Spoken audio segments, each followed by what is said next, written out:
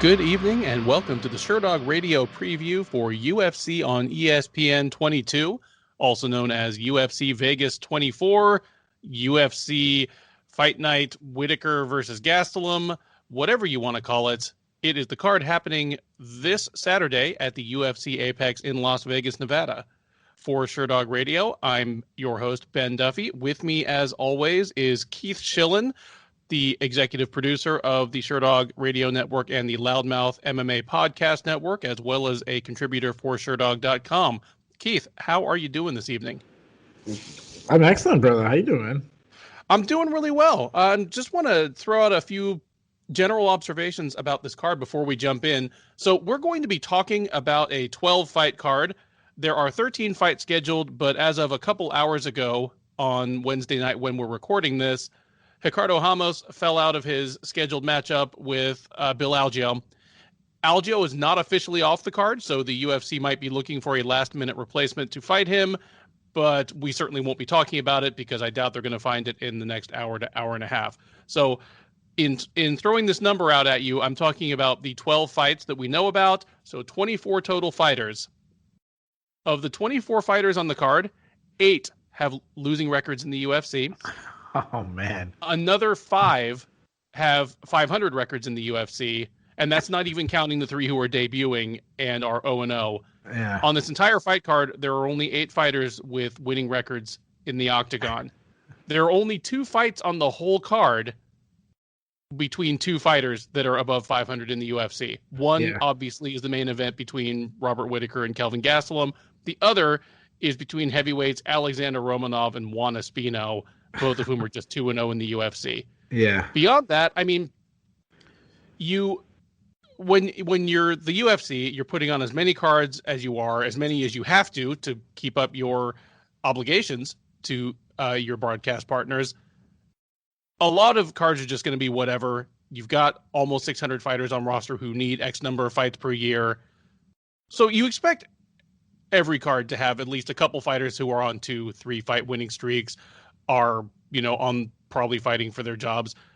But to me, it was kind of shocking to see so many of them concentrated in one place here. For those who don't, who are new to listening to us or haven't heard our post-fight recap shows, just know that we have a segment called The Cut List, and it might be extensive after this one.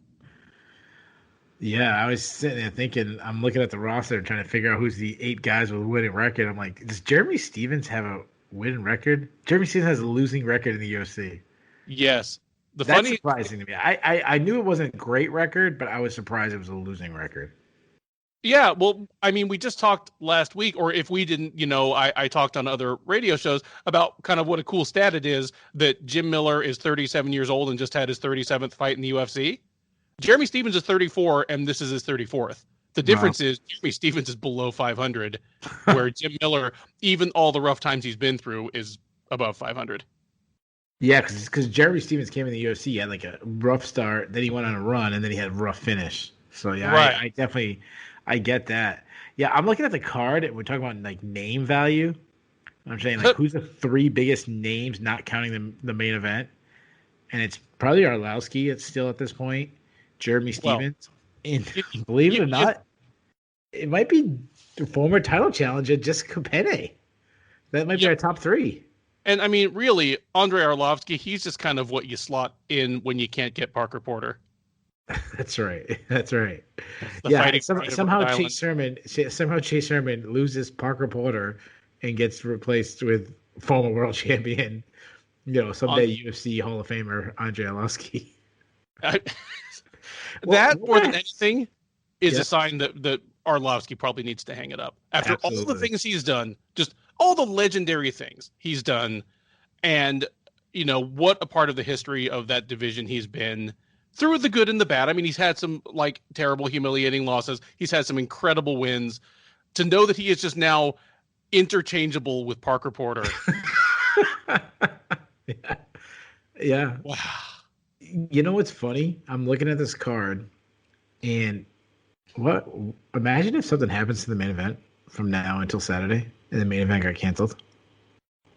Imagine recapping with the main event and of Jeremy Stephens on a 4 or 5 fight losing streak versus Jakar Close, who he's got a decent record in the UFC, but yeah, Oh, he's not in our top 15. Imagine if we had Jeremy Stevens moving up a weight class on a big losing streak in Jakar Close as our main event. I mean, what else? I mean, they actually might have to throw Arlovsky in the main event. I think they probably would, just as the recognizable name value. I think you're probably right. You know what? Just screw it. Throw Romanov versus Espino.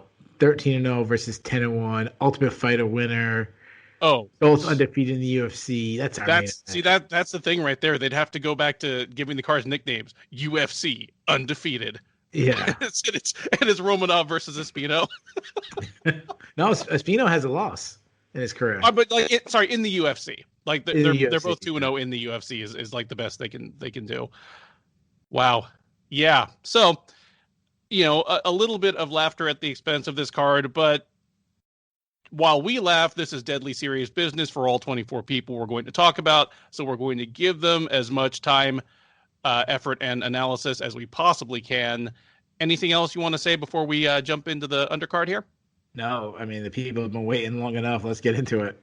All right. The UFC Vegas 24 prelims start with a bantamweight matchup featuring Tony Gravely and Anthony Burchak. Gravely, the 29-year-old, is 20-6 overall.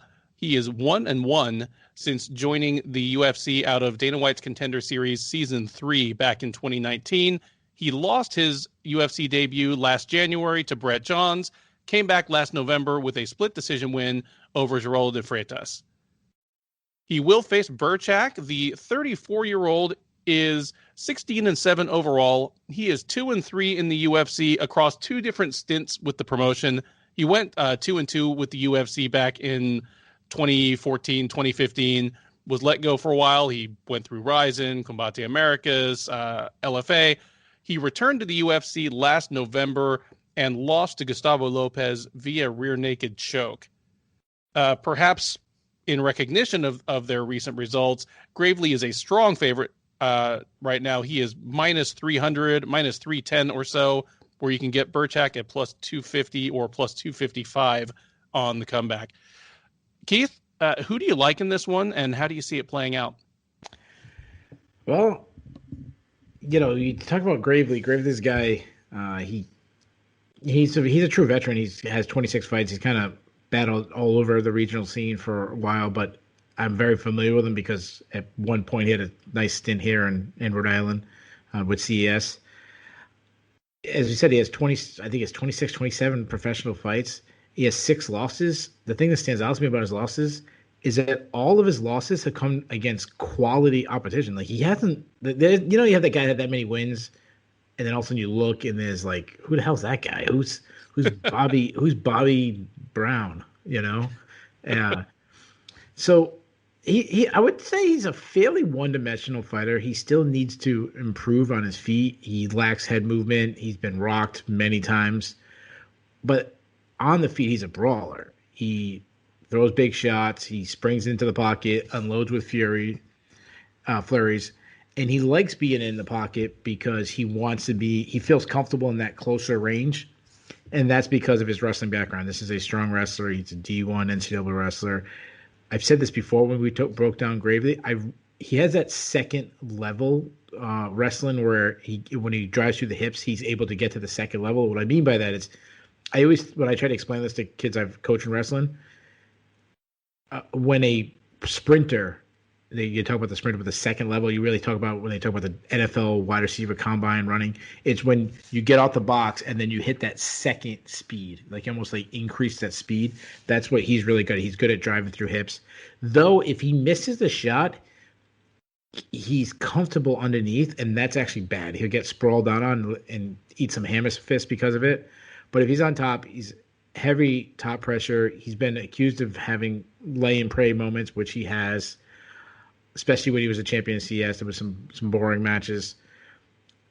But, if he's on top, he can land some hammer fists, some punches.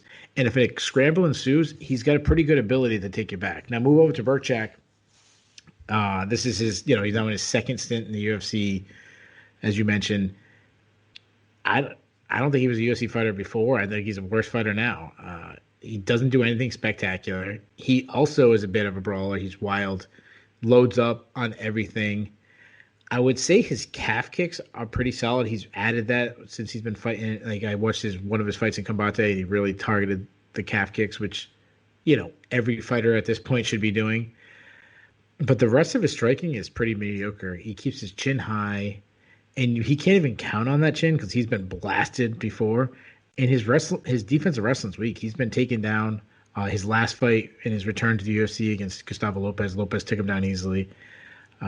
But he can get some takedowns himself. But I would say it's against non-wrestlers. Like, I would be shocked if he, was able to out-wrestle Tony Gravely. To me, I think this card has a lot of very evenly matched fights where we'll probably disagree on them. I would be surprised if we disagree on this one. To me, this is a pretty easy call. Burchak has struggled to be, with takedown defense before. Gravely's going to take him down. He's going to grind him out for 15 minutes. Give me Gravely by decision. I noticed the same thing that you did about Gravely's record, where there are no bad losses there. They're all to people who have either made it to the UFC and have done pretty well, or guys like Patchy Mix and Ricky Bandejas, who were over in Bellator in one of Bellator's best divisions and actually doing really well. He also has some good wins on his record. You mentioned that he had a run, through CES where he was pretty successful, but he came into the UFC on a 6 or 7 fight win streak, and he'd beaten some people in there like Draco Rodriguez, who, was in the UFC, Ray Rodriguez, the guy he beat on Dana White's Contender Series. I mean, he made it to the UFC. He's 0-2 in the UFC, but like even the guy he beat on Dana White's Contender Series very badly made it to the UFC. He has a good strength of schedule for a guy who's under 30, has over 25 fights. I'm fairly high on him as a prospect, but I'm very gratified that you broke down his basic offense the way you did, because my note about him as I was watching his fights was he wants to be a wrestle boxer, but currently he's a get boxed and wrestle guy. Like, he clearly wants to come in, throw like some great punches, and then hit a takedown when he's gotten the guy rocked. But usually it's either just a mess or he gets rocked and then hits the takedown. Ben, just to correct before someone kills us, you said he's 0-2 in the UFC. He's actually 1-1 in the UFC. No. Sorry. Ray Rodriguez is 0-2 in the UFC. Oh, I'm sorry. Yeah. I think you're talking about. No, Gravely's 1-1. You are the guy. Why would I say that? I'm high on Gravely as a prospect. I think he's done it the right way. He's got a lot of fights coming up, coming up to where he is. He has had a lot of fights. There's still time that he could develop into a much more polished striker than he is right now. I don't know where he stacks up in this division right now, but I do know that Anthony Burchak is a very suitable kind of. It's not a squash match, but it's a matchup that's winnable for Gravely in that it serves his strengths and it doesn't particularly exploit his weaknesses. Like Burchak likes to take people down. He is not taking Gravely down. Gravely does get lazy on the shot. You mentioned that he gets hammer fisted a lot. Also, he had his guillotine loss to Patchy Mix was just pure, I'm a wrestler, and I sometimes forget that in MMA, a dude can just grab my neck when I shoot if I leave my head outside. I'm not picking him to do any of those things against Anthony Burchak, and even if he does, I'm not sure Burchak is the guy to take advantage of it. I'm not going to pick the finish just because Burchak is tough. Just tough, durable guy. That sounds like a kind of backhanded compliment, but I really do mean it about Burchak. He's not an easy guy to finish. And thus far, most of Gravely's finishes have been kind of like death by 1,000 cuts, like beating up a dude for 4 rounds, with mild ground and pound. He's not going to have the time to do that to Burchak, and I don't know if it would even work. So give me Gravely by a lopsided decision as well. We stay in the bantamweight division, but do head across to the other locker room as Zara Fern welcomes Josiane Nunes to the UFC. Fern, the 34-year-old fighting out of France, is 6-4 overall, She is 0-2 since joining the UFC in fall of 2019.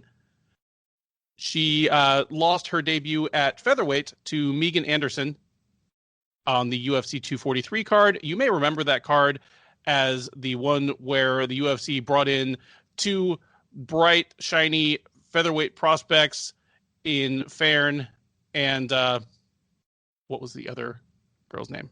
Norma Dumont. Norma Dumont, yes, both of whom lost badly and then promptly tried to drop to bantamweight.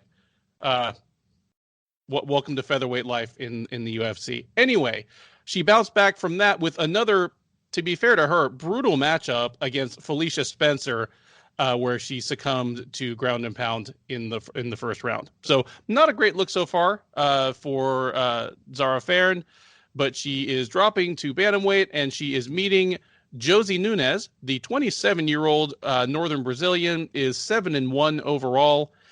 She fought most recently in Katana Fight, which is not as exciting as it sounds. It is just a regional promotion in Brazil. I watched it and was very disappointed to find no katanas in evidence.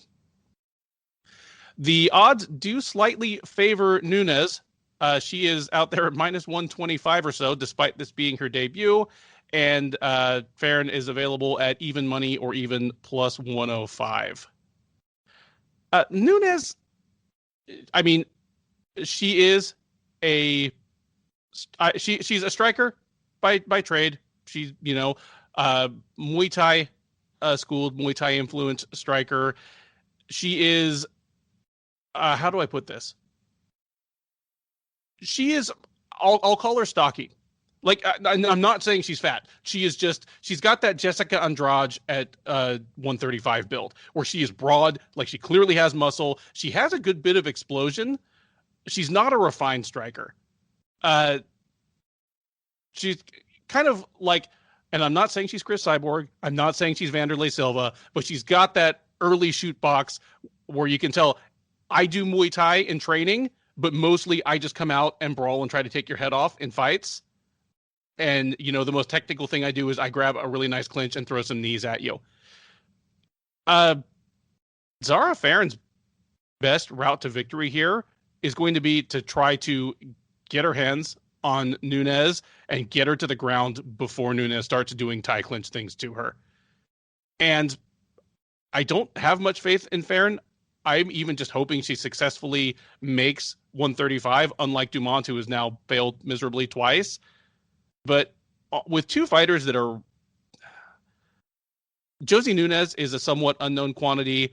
Zara Farn is a known quantity and just not a very good one. I actually am going to go with the more experienced, or not more experienced, but more experienced at the UFC level fighter in Zara Farn. Give me Zara Farn by ugly decision, where she probably just gets takedowns and manages to log enough time there before they get stood up that she's not in the danger zone too long on the feet. Wow, that's an upset. Zara Farn is actually a slight underdog.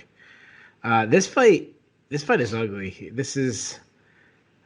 I don't think either girl is UFC level. Now, when I was breaking down the skill sets, I actually view this a little differently. I think Nunes might actually have the advantage on the feet, and Farn might have the advantage, at least in the distance kickboxing. That's because Zan she's very tall, and she's dropping down to 135, so she should be even taller. She's long. She's aggressive on the feet. She works behind a jab. She actually, if you go back and look at her fight against Felicia Spencer, she was piecing Felicia Spencer up on the feet. I mean, it was briefly, and when Felicia Spencer took it down, it was all over.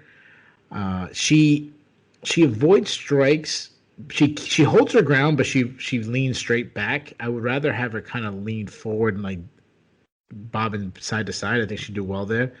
She also loses power because she throws a lot of arm punches, so she doesn't have too much sting. But if she can land at full when she extends her arm, she got pretty good power there. Her ground game is terrible though. I haven't seen the offensive wrestling that you're talking about. Maybe she could get some offensive, but I've seen her takedown defense, and it is god awful. There's no get up game. There's no submission defense. I think about Spencer, also Megan Anderson, both smoked her on the ground. And Megan Anderson is not known for her ground game. And she had no submission defense. Megan Anderson set up a triangle choke on her. Now move over to Nunes. I'm not going to pretend like I've seen too much film on her. It's tough watching these shaky camera films of Brazilian fighters. It's tough. What I've seen, southpaw, very aggressive on the feet, throws wild, kind of favors power over technique. Kind of has a Vanderlei Silva style to it, where it's wild, and there's a reason why that Vanderlei Silva style doesn't work anymore. There's a reason why Vanderlei was successful in early 2000s, not now. She has power, though. She has 6 knockout losses. I also saw the clinch game that you're talking about. I think on the feet, that'll be her best weapon if she can get in that clinch game. But what I saw on the ground of her, it wasn't that good either. Bad takedown defense, struggled to get back up. I did see her one fight get in a really bad position. The girl had her back, and she fought through the submission attempts, so I liked that. Like, she showed some composure. And when she got on top, she had it blitzing, kind of Vanderlei Silva go crazy on top, ground and pound. As far as prediction goes, I'm not very high on either. I think Farn is a better striker. I think, it doesn't look good for Nunes from a distance fight, but if she can close a distance, I think she could win that. I'm not confident in Nunes' ground game, but it looks like she's probably taken one full BJJ class, which I don't know if Farn has. Farn is bigger, though, and she's faced a better competition. I mean, we're a lot of what we're judging on Farn is going against. And say what you want about the UFC featherweight division, like Spencer and Megan Anderson are 2 of the top girls in that division worldwide. So she's faced really good competition in her run.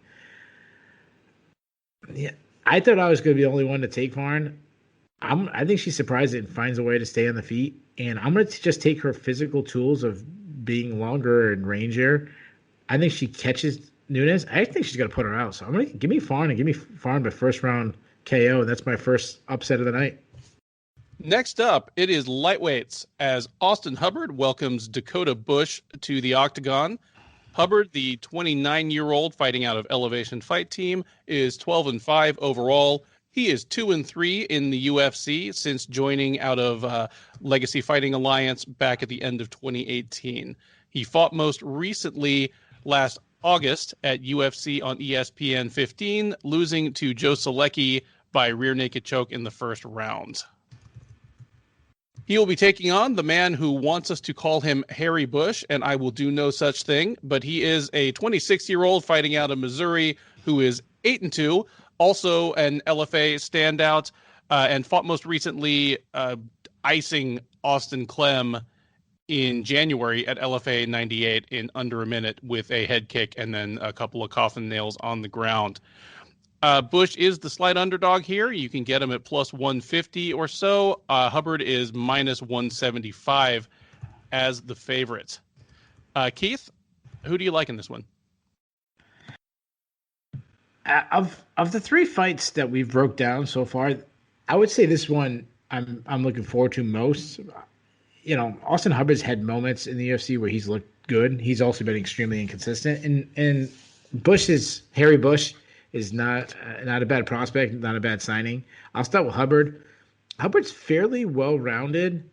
I don't see major holes in his game, but that said, I don't see anything great. Like, I don't see anything really good about his game. And if I look at his last fight against Joe Selecki, Austin Hubbard looked terrible in that fight, which was really surprising to me. Now, he's big for the weight class. He's a very muscular guy. He actually put on muscle in his last fight. They talked about that in the broadcast.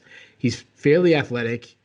He's got some good snap on his shots, and that's because he's heavy on his front leg. He really leans into it. But we've talked about this I feel like a million times. When you're heavy in your front leg, you're also wide open to leg kicks, like Conor McGregor.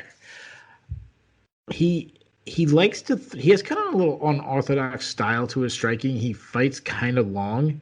He likes kicks down the middle. He likes stepping knees. He avoids strikes by backing straight up, which is, I feel like a broken record. I say it all the time.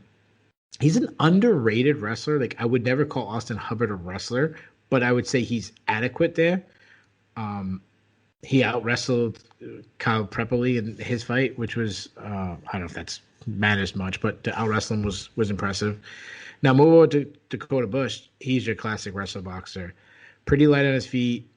He really steps in and shots himself, which is surprising for someone who uses as much movement as again. He's good at staying on the outside and suddenly crash in the pocket. He targets calf kicks, which is a great weapon to have. He had an incredible high kick in his last fight. Good entries in his wrestling. Heavy top pressure. He likes to advance to better position. Good ground and pound. He's got 4 submission victories. It's a big step up in competition for Bush. That said, Hubbard looked so bad in his last fight that I don't have a lot of confidence in him. So I'm going to go with another upset, and I think Bush can get some takedowns. I think he has the advantage in the power on the feet, and I think he wins his UFC debut. So give me another upset pick. That's my second upset pick of the night. Hey, very bold right out of the gate is Keith Shillan. I feel what you're putting down there. I'm not quite ready to take that plunge. I agree that Hubbard looked miserable against Selecki, but since then, I feel a little better about Selecki. In doing what he had to do against Jim Miller, even if the fight was completely dismal to watch, that gave me a little more faith in him. And certainly, you can understand why Hubbard came into that fight with what looked like probably 5 or 10 extra pounds of muscle on him, because his 2 previous losses had been to Davi Ramos and Mark Madsen, both of whom are, Madsen's an Olympic wrestler, Ramos is a decorated Brazilian jiu-jitsu practitioner, but both of them are top position grapplers built like tanks. And I'm sure Hubbard was just like, well, I'm not going to let that happen again. And he hit the weights. It backfired against Selecki. Selecki was just much smoother and more nimble on the ground. And I think, and I worry that if that fight had not ended in 3 minutes or whatever, Hubbard might have had gas tank problems going forward, because he was already a pretty burly lightweight. That gives me pause against Bush, because Bush has shown that at least at the LFA level, he does have plenty of gas for 3 rounds. The more I think about your pick, the more I want to agree with it, because I can see Bush, kind of like Selecki, just being quicker and slicker once it hits the floor, and just taking Hubbard's back and choking him out. That's aside from the crazy head kick back in January. Dakota Bush's thing was, either taking his opponent down or pancaking a takedown attempt, spinning to the back, pounding on him a little bit, and then taking the rear naked choke. That was what that was basically his last 4 wins were all that way. But he also had a couple of flat performances in LFA. Like, before he got this fight booked, I was thinking he was a guy that might be ready for the Contender Series, sometime this year, and all of a sudden he's in the big show.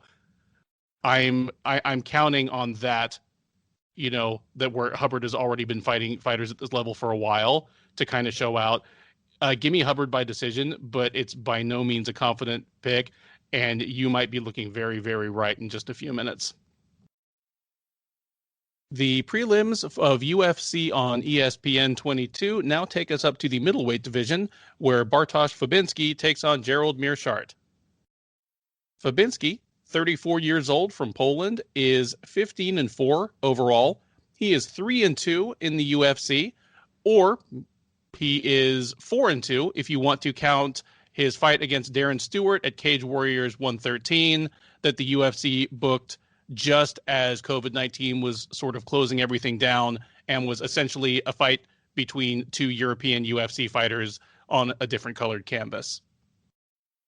He will be taking on Meerschaert. The 33-year-old stalwart of Rufus Sport is 31-14 in his very prolific career. He is an even 6-6 in the UFC.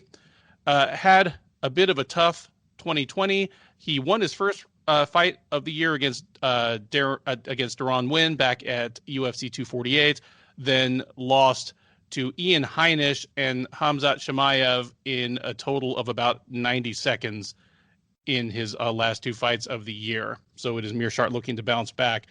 Mearshart is just a slight underdog here. He is available at even money. I even see him around plus 105, where Fabinski is minus 125 as the slight favorite. Gerald Mearshart is, I think, a super overachiever. Like, and I'm saying that about a guy who's 6-6 in the UFC, but for Mearshart's, for his natural level of talent and athleticism, getting 10 plus fights in the UFC and winning half of them, I think is a super example of overachievement. He is a minus athlete. Like, he's a big, strong guy, but like, if you put all the middleweights in the UFC in a decathlon and tested like their high jump, long jump, sprint, he's coming in close to dead last. Just he'd probably beat Sam Alvey.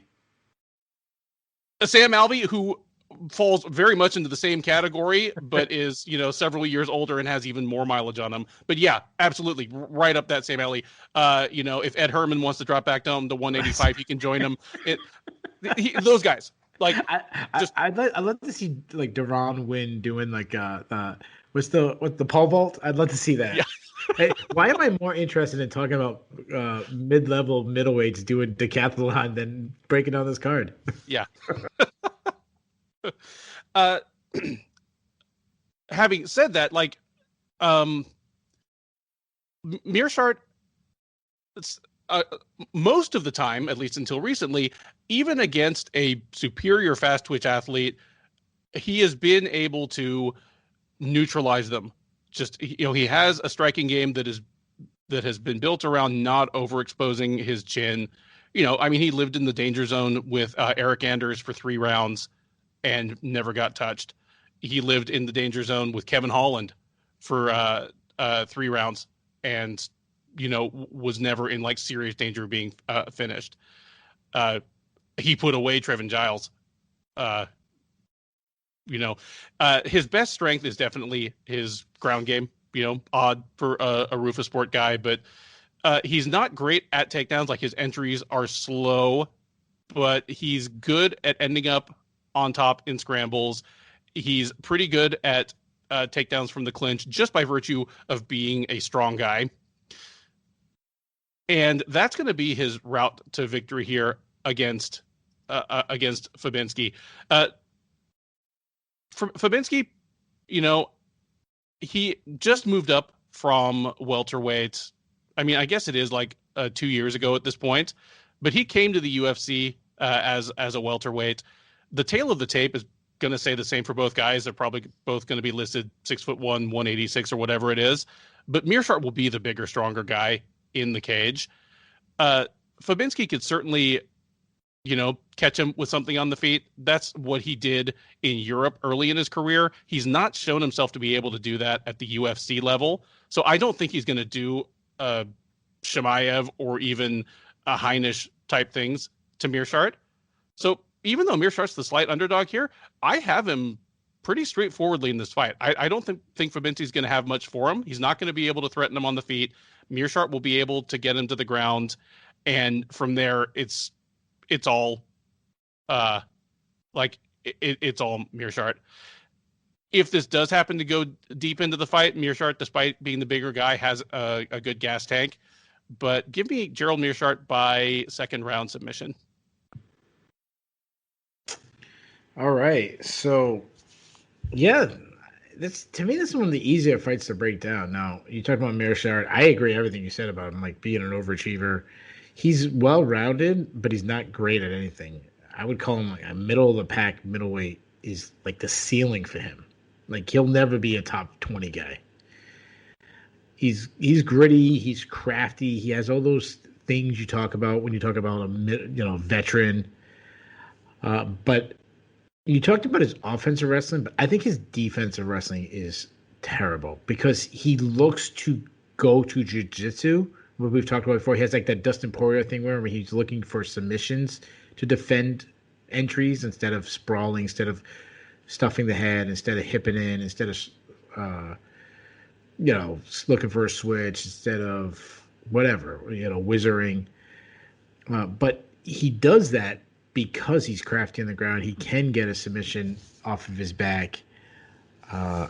The one thing that worries about me is he's getting up there in age, and he got knocked out brutally in his last two fights. So that doesn't give me a lot of confidence. Now, of course, like Chimaev was his last fight. Like Chimaev would probably beat both these guys at the same time. Now, move over to Fabinski. He's a very one-dimensional fighter when I break down him. He strikes to simply close the distance. He wants to wrestle. He's got good entries. He can also, besides getting on your hips and taking it down, he can get the body locks and take it on that way. He's very willing to just grind. Like there's no audience this week, but he would be okay regardless if there's audience booing him. He knows that's his game. He'll grind. He'll smother you. You take his fight against Darren Stewart. He turned Darren Stewart into a takedown dummy. Good ground and pound. Has a very old school style of his ground and pound. Like he'll sit in the guard and Tito Ortiz short elbow you. I was surprised that when I go back to the Darren Stewart fight that he was taken down by Darren Stewart, someone who's, I would say, an underrated grappler himself, but not known for his wrestling. So Verbinski should be the better wrestler there. But when he was taken down, it was nice to see that he got up very easily. Like he could not be held down. Now, submission defense is his Achilles heel. He has 4 losses. 3 of them have come by way of submission. So to me, this really is 2 outcomes. Either Fabinski takes down Meerschaert and holds him down for 15 minutes, or Meerschaert gets taken down and then finds a submission, like you're saying. You said it from top side. You think he gets taken down and submission, but either way, so it's either that outcome or Fabinski just out wrestles him. I've always favored wrestling over BJJ. I think it gives you a bigger opportunity to win, while BJJ is more, hitting the duck at the carnival as it's moving instead of throwing the ball at the 3 pins in front of you. Give me Fabinski. I'll take him by decision. And I think Meerschaert's going to have his moments, but I don't think he's going to be able to catch Fabinski. So give me Fabinski by decision. Next up, it is the strawweights, as veteran and former title challenger Jessica Penne welcomes short-notice opponent Lupita Godinez to the UFC. Penne, the 38-year-old fighting out of Huntington Beach, is 12-5 overall. She is 1-3 in the UFC and returning to action for the first time in almost exactly 4 years. She exited the UFC on the back of consecutive losses to Danielle Taylor, Jessica Andrade, and Joanna Jędrzejczyk in the aforementioned title challenge. She had been scheduled to meet Hannah Goldie this weekend, but on 2 weeks' notice, it will be the undefeated Combate and LFA veteran Godinez stepping in. Godinez, a 27-year-old fighting out of Vancouver, British Columbia, is a perfect 5-0 in her brief career.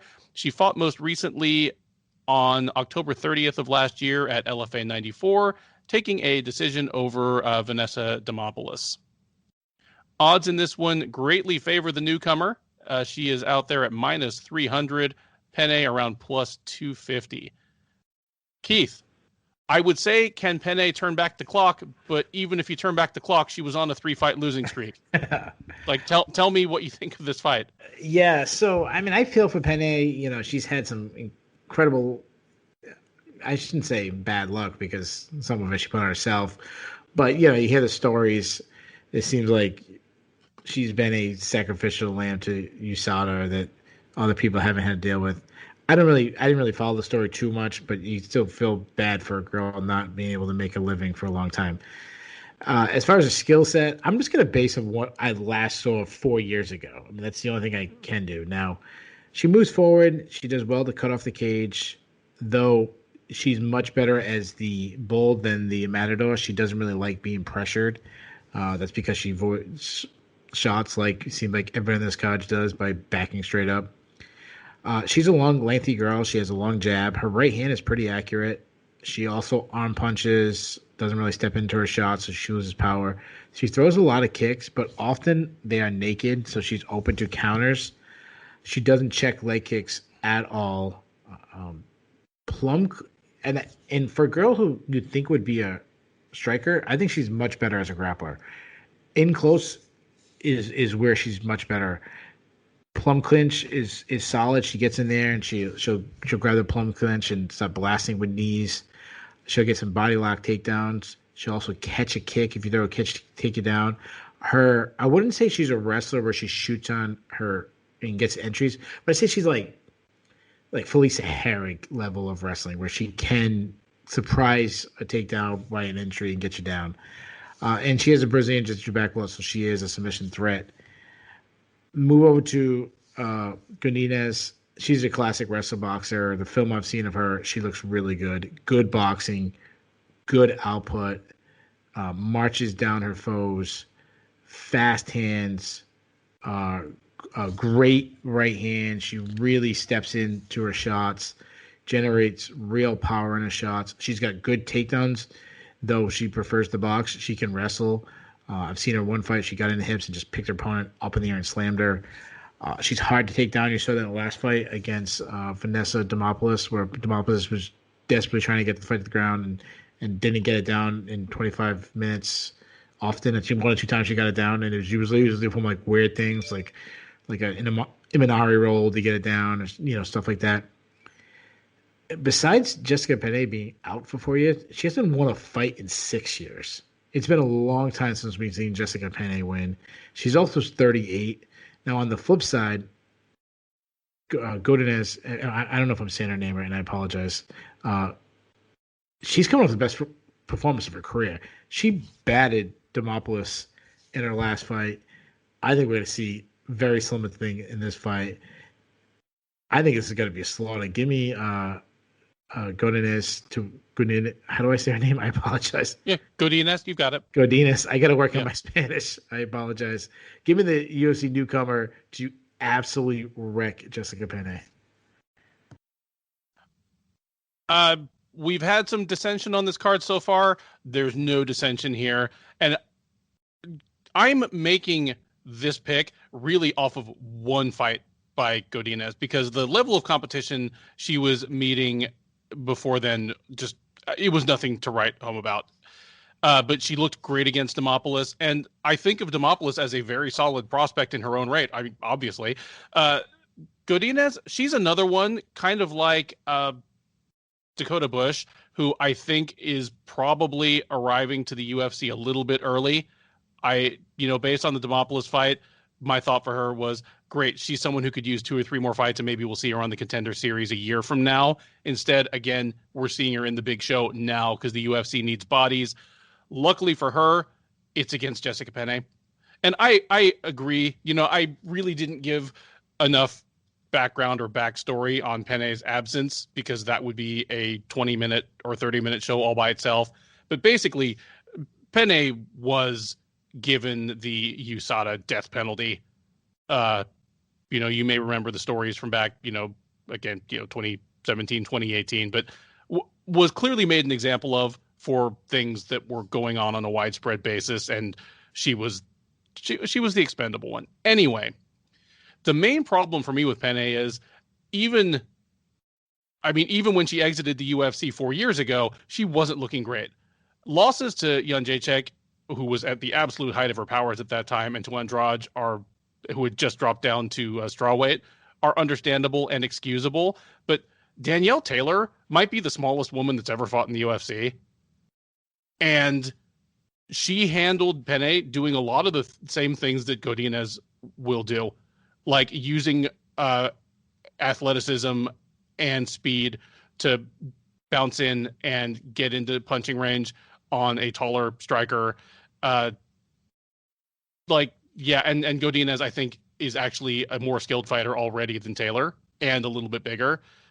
I'm tempted to just say Godinez by whatever she wants, but I expect Godinez just to get inside Penne's jab and 1-2, and either start mashing her from punching range, or take her down and just beat on her on the ground.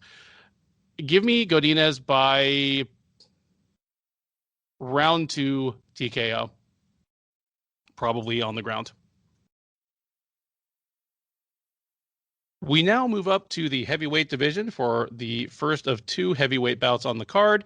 And as mentioned off the top, the only fight other than the main event between 2 fighters who are above 500 in the UFC right now. It is Alexander Romanov versus Juan Espino. Romanov, the massive Moldovan, is 30 years old. He is a perfect 13-0 in his career.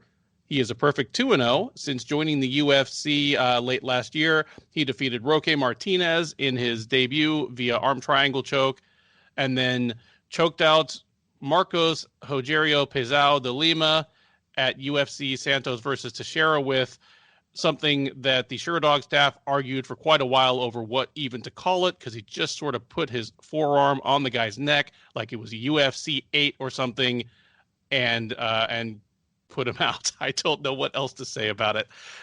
He is taking on Espino, the 40-year-old man from the Canary Islands. Yes, he is made in Canarias. 40 years old. He is 10-1 in his career. He is 2-0 since winning the 28th and thus far final season of The Ultimate Fighter. And until or unless the UFC makes good on its threat to run another season of The Ultimate Fighter this summer, Juan Espino is half of the wonderful trivia bit that he, the winner of the final season of The Ultimate Fighter, is actually older than Diego Sanchez, the winner of the first season of The Ultimate Fighter. Despite the fantastic trivia around his name, Espino is the slight underdog here. He is plus 120, even plus 125. Romanov, you can get at minus 140 to minus 150. Keith, I'm just going to say, 2 surprisingly good heavyweights. That's all I can say about this. Yeah. Like, Romanov, even though he has 13 fights, he just feels like an incredibly raw product to me. He is a guy that looks like Matt Mitrione did after about 5 fights, where he's good at a lot of things just because he is actually an outstanding athlete. He's a dude that needed to start cutting weight to get under 265 once he started fighting in real live promotions and was getting looks from major promotions. He is just a gigantically thick dude. He's only like 6'2", but he is a full pushing the limit heavyweight. And despite that, he's an athlete. He's pretty quick on his feet. His hands are pretty fast, even if his combinations are basic and his punches are wide and loopy. From what I've seen so far, they've been good enough for heavyweight, even if the better actual boxers at heavyweight are going to piece him up once he actually meets one. And, he's, again, I don't know how much of a wrestling trained background he has, but he is good at getting in on someone's body, scooping them up and dumping them on the canvas in a way that makes you worry about the integrity of the octagon floor. I mean, this guy had a couple of the loudest takedowns of the MC Arena era of the UFC in his first 2 fights. He's taking on Espino, who actually is a wrestler. We made all this noise about Rog, the Senegalese wrestler who fought for one championship last week. Juan Espino, also his background is Senegalese wrestling. He's from the Canary Islands, a Spanish speaking nation that's just off that west coast of Africa, and he comes from the same background. I won't call myself an expert on Senegalese wrestling, but I have watched some of it, and it feels like African sumo. It's trips, throws. There's some very limited type striking, and the fight, or at least the round, is over when someone's ass hits the ground. There's no groundwork to speak of. Espino has developed some groundwork to go with his impressive takedown game. He is a very heavy guy from top position. Both of his wins in the UFC, first round submissions. And as soon as that fight hit the ground, this thing was over. He actually tapped out Jeff Hughes with the women's flyweight scarf hold arm lock throw, because he just tossed the guy and then held onto it until Hughes' head was going to pop off. I don't know what else to call it. Now that I think of it, I guess they have 2 of the funnier submissions in recent UFC history in their last fight. Even though Espino is 40, he's looked really spry He doesn't have nearly as much wear on him as your average 40-year-old heavyweight. This guy did not take the Alistair Overeem or Andrei Arlovsky track to get where he is today, but he's got to start falling off at some point. And I'm picking this, even though I love Espino and I love his story, and I think just like his endlessly smiley personality is a lot of fun. I think this is going to have to be where his surprisingly good athleticism for a big guy meets Romanov's flat out good athleticism for an even bigger guy. And Romanov is a guy he's with a good camp. He's probably soaking this stuff up like a sponge. I'm picking Romanov. Well, I'm not tonight. I'm picking Romanov to turn a corner soon and become like more of a serious problem for the heavyweight division as he keeps kind of slimming down. But tonight it's going to be enough that he's going to be the one dumping Espino on the ground. And while Espino is a crushingly heavy top position grappler, we've not really seen much of what he has to offer from his back or when he's the one being taken down. We're going to find out tonight. It's not going to be much. And give me Romanov by first round. I'm going to say TKO from ground and pound. But yeah, Romanov first round stoppage. Wow. First round. All right. I love the stat about Espino being older than Diego Sanchez. But, like, I don't know if that counts, like, because Diego keeps getting reborn and getting new enlightened, and he has this is the birth of the nightmare, and then the birth of the dream, and so. Well, Diego then the conversation of Diego Sanchez is the world's oldest 6-year-old. Then, like, yeah, he might be like younger than like Sean O'Malley or something. I'll talk about Espino. There's not.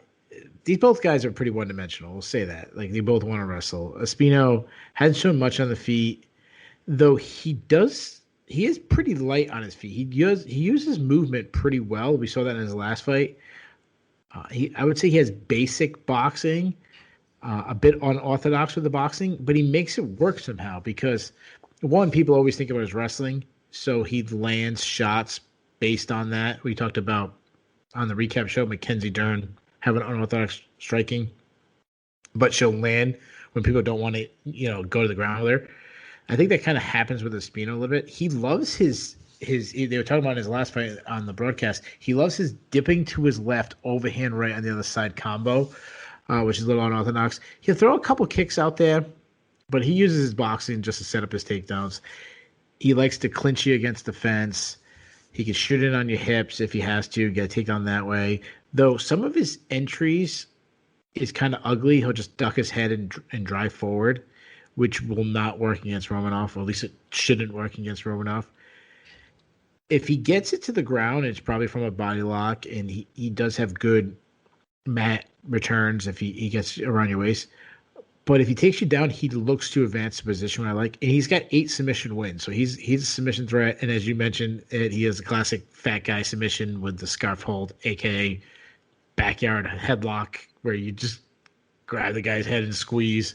Or what you see the move at every youth wrestling tournament, and then the second grader gets off the mat crying and saying he couldn't breathe at every single match. And you gotta rub the kid on the back and say, okay, yeah, I know you couldn't breathe. That's why you lost. Moving on to Romanov, he's southpaw. I haven't seen much striking on him at all. In his last fight, there wasn't much striking, but when there was, I actually thought he was losing. I thought Marcos Hajero de Lima was kicking out his legs, but he has a great double leg. We saw that against de Lima. He can also get in the clinch, grind that way, clinch takedowns. He's got heavy top pressure, good ground and pound. He's another classic fat guy. Just looks like two guys that don't know how to wrestle. Just, I'm going to hold you down with my forearm until you passed out. I still can't believe that worked in 2020, 21, whatever it was in the UFC. I don't know. I can't remember if it was 2021 or if that was late 2020. There really is probably the there's 3 likely outcomes. The first likely outcome is they grind against the clinch and we have an extremely boring 15-minute fight.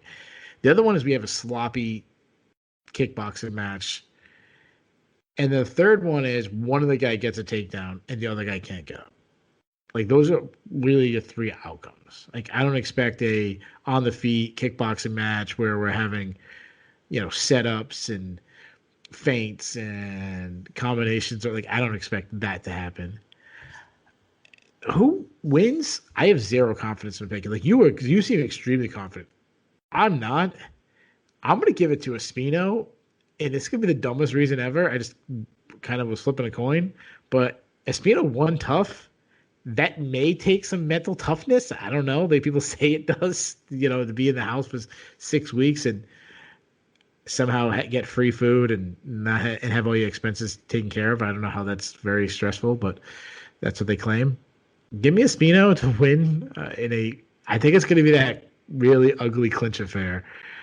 So this is my third upset pick. Give me Espino. There we go. If dissension is what you come to these previews for, it is a good night for you because Keith and I are disagreeing strongly and like we're really mad about it. It's time for the flyweights as Tracy Cortez faces off against Justine Kish. Cortez, 8-1 overall, is 2-0 since joining the UFC out of Season 3 of Dana White's Contender Series, where she beat fellow prospect Maria Agapova. She has just fought once per year since then. She beat Vanessa Mello by unanimous decision in her UFC debut back in November 2019. Then last October beat Stephanie Egger, also by unanimous decision. She'll be taking on Kish. The 33-year-old from North Carolina is 7-3 overall. She is an even 3-3 in the UFC. She fought twice last year, winning a unanimous decision over Lucy Pudilova at UFC Fight Night Blades dos Santos in January, then getting choked out by Sabina Mazo at UFC Fight Night Watterson versus Hill in September.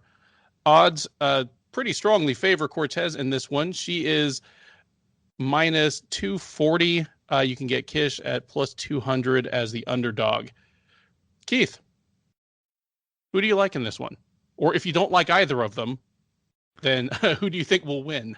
So this is one of the fights I'm a little intrigued in. I'll start with Tracy Cortez. This is fighter that came out of the Contender Series. A lot of people are very high on her. She's a high-paced fighter, pressure striker. She's pretty elusive on her feet, pretty athletic, though I think she avoids punches better with her footwork than she does her head movement. She doesn't really move her head. She also gets hit a lot because of her pressure style. She has good variety in her attacks. Like she'll go to the body, she'll add in kicks. She has an active jab that she works behind. She gets into the pocket and really unloads power shots. She, as I mentioned, she throws kicks, but a lot of them are naked, and that's where she gets countered. She can get hurt against a really good striker. Like Antonina Shevchenko would destroy her if she throws a naked kick on her. Solid clinch game. It actually might be her strongest point. She'll get like an underhook and just dirty box. She'll mix in takedowns with her striking. I wouldn't say she's a wrestler, though. She kind of has she'll work for like a bear hug and get it down that way. Heavy top pressure, though. She's good at winning scrambles. She is a submission threat. She likes to attack the head, guillotines, Darce chokes. That's kind of the way she likes to go. She's a weak defensive wrestler, though, and when she's been taken down, she really struggles to get up. Now, move over to Kish. Kish is a high output striker, throws combos. She likes to attack the calf kicks. Her last fight, she was doubling up the leg kicks. It was kind of fun to watch. She'd throw like an outside kick with her right leg and then spin, pivot on her foot and throw the inside kick with her left leg. She kept doing it over and over again to Sabina Mazo. That was fun to see. She also likes that Holly Holm sidekick that she does. She has her boxing style is very similar to how when I used to box. She parries a lot of punches. That's something I always liked doing. So if people don't know what I mean by parrying is when someone kind of throws a punch, you go over the top of it, you kind of slap it down, and then you kind of almost ricochet off the slapping down to throw your own offense. Though she does that with a Muay Thai style where she keeps her arms very high and out. It was kind of that she was doing against Sabina Mazo, which I've never liked the Muay Thai style in MMA because it really leaves you open to takedowns and kicks to the body. She keeps her chin high, um, and she also reaches sometimes. You don't want to reach when you're parry because it leaves if someone's throwing a feint, you're reaching towards the feint, and then it leaves you open to a counter. But obviously, with why I enjoy parrying is you kind of the person thinking offensively, and you hit them with a shot, so you're kind of using their offense against them. She drops her hands and she exchanges a little bit, but her dirty boxing game is pretty good in the clinch. Like she gets in the clinch. I think she'll do better in the clinch against Tracy Cortez than a lot of people think. She'll also catch a takedown. She'll mix in takedowns herself, and she's got good cardio. Like she was going hard in her last fight. Tracy Cortez is a huge favorite, and I think the betting line is way off. I think this fight is much closer than it should be. I think Tracy Cortez is almost like a 3-1 favorite. And I think maybe why I think this fight should be closer is I'm not as high on Cortez as others are. I think she's a good addition to the UFC. I think she's a good prospect, but I don't see her as a top 5 fighter in the future. I'm also higher on Kish than other people think. Like I think people look at her as like bum or low level, and I don't. I think she's got some skills. I think she's actually maybe more technically sound than Cortez. And I actually had her beating Sabina Mazo in the last fight before she get high kicked. Like I thought she was going to win that fight. Cortez is meaner. She definitely has the higher ceiling. But my theme tonight is upsets. And if Kish can use some movement, use the same high output that she did against Mazo, if she can avoid the clinch, avoid some of the wrestling. I shouldn't say avoid the clinch, but not get muscled in the clinch, not get backed up against the cage. Kind of turn the corner, use the clinch to her advantage, avoid some of the wrestling exchanges, don't get stuck on bottom, and avoid the power shots, which is obviously extremely difficult. I just said a lot of things she has to do. I'm going to say she does it. Give me Kish in an extremely close fight. I'm taking Kish. This is my 4th upset, and this is my upset special. I'm taking almost a 3-1 underdog. Give me Justine Kish to pull off the biggest win of her career. Oh, bold prediction from Keith Shillan on that one. I agree with you that the line is way off here. I think, and like you say, Cortez has, she has a high ceiling. She has plenty of promise. She's young. She's athletic. She has a lot of different weapons. But I think we collectively kind of need to tap the brakes on her. You mentioned off air that you thought Erin Blanchfield beat her at Invicta 34. I'll also roll all the way back to Invicta 28, and that card was obviously most famous for the horrible Mizuki versus Jandiroba decision. But I scored that fight for Caitlin Neal against her. And Caitlin Neal is someone who at the time was fairly promising and has yet to really progress past the local Utah scene level, which is the only reason I even know who she is. And even since the Blanchfield fight, she's beaten Maria Agapova, who obviously has had mixed results in the UFC, and then Vanessa Mello and Stephanie Egger, 2 of the lower level flyweights in the division. And she's not even finished any of them. Kish has been fighting much higher level competition for much longer. She beat Randa Marcos and Nina, at the time, Ansaroff, now Nunes, right as she came into the UFC. You pointed out she was doing really well against Mazo until she got until right before the finish. Kish is definitely a better striker at this point. Has more weapons, throws in combination better footwork on the feet. And if this fight starts and Kish is using lateral movement, she's throwing her low kicks early and often, I'm going to want to flip to your upset pick really, really quick. Probably within 60 seconds. But right now, I'm still going with Cortez just based on my thought that if and when Cortez wants it on the floor, she's going to be able to get it there. Just give me Tracy Cortez by decision in a fight where, she's probably going to get some stuff she doesn't like in the first round, and maybe late in the first round, early in the second, she's going to do the Vettori versus Holland thing and be like, why am I hanging out in my opponent's wheelhouse? Take her down, start taking her down. I don't think she'll get the finish, but give me Tracy Cortez by decision over Justine Kish. But for the record, you are the braver and smarter guy for making the upset pick. The UFC Vegas 24 main card powers on with a lightweight scrap between Luis Pena and Alex Munoz. Pena, the 27-year-old from Little Rock, Arkansas, fighting out of St. Charles MMA, is 8-3 overall. He is 3-3 in the UFC. He fought twice last year, winning a unanimous decision over Steve Garcia at UFC Fight Night Benavidez versus Figueiredo in February, then came back at UFC Poirier versus Hooker in June and lost by third round guillotine choke submission to Kama Worthy. He'll be taking on Munoz, who will be seeking to bounce back from his unsuccessful UFC debut. Munoz is 31 years old, 6-1 overall, debuted in the UFC last August and lost a unanimous decision to Nasrat Haqparast at UFC Fight Night Lewis versus Olenek. Munoz is a slight underdog out there. You can catch him at even money or even looks like plus 110. Pena is out there minus 125 to minus 130. Keith, who do you like in this one and why? So this is one of the fights that I'm pretty intrigued on the card. I think it's a close fight. I'll start with Pena. I didn't change much from my notes of when I last saw him, so it might sound very repetitive. He's a southpaw, works behind a jab, throws. He does throw one punch at a time, which I don't like. He also lacks power. It seems like another theme I've been saying all night is arm punching. His kicks, though, are his best weapon. He has long push kicks. He has a lot of defensive holes in his striking. He avoids strikes by backing straight up. He also turns his head to avoid strikes instead of trying to slip or roll with the punches. And he's going to turn into like a high kick once. He's going to get blasted. He's a good wrestler, I would say. He shoots doubles. He uses his long arms, like he'll extend his arms. He gets his arms around his opponent's legs, so he kind of closes the distance with his arms well.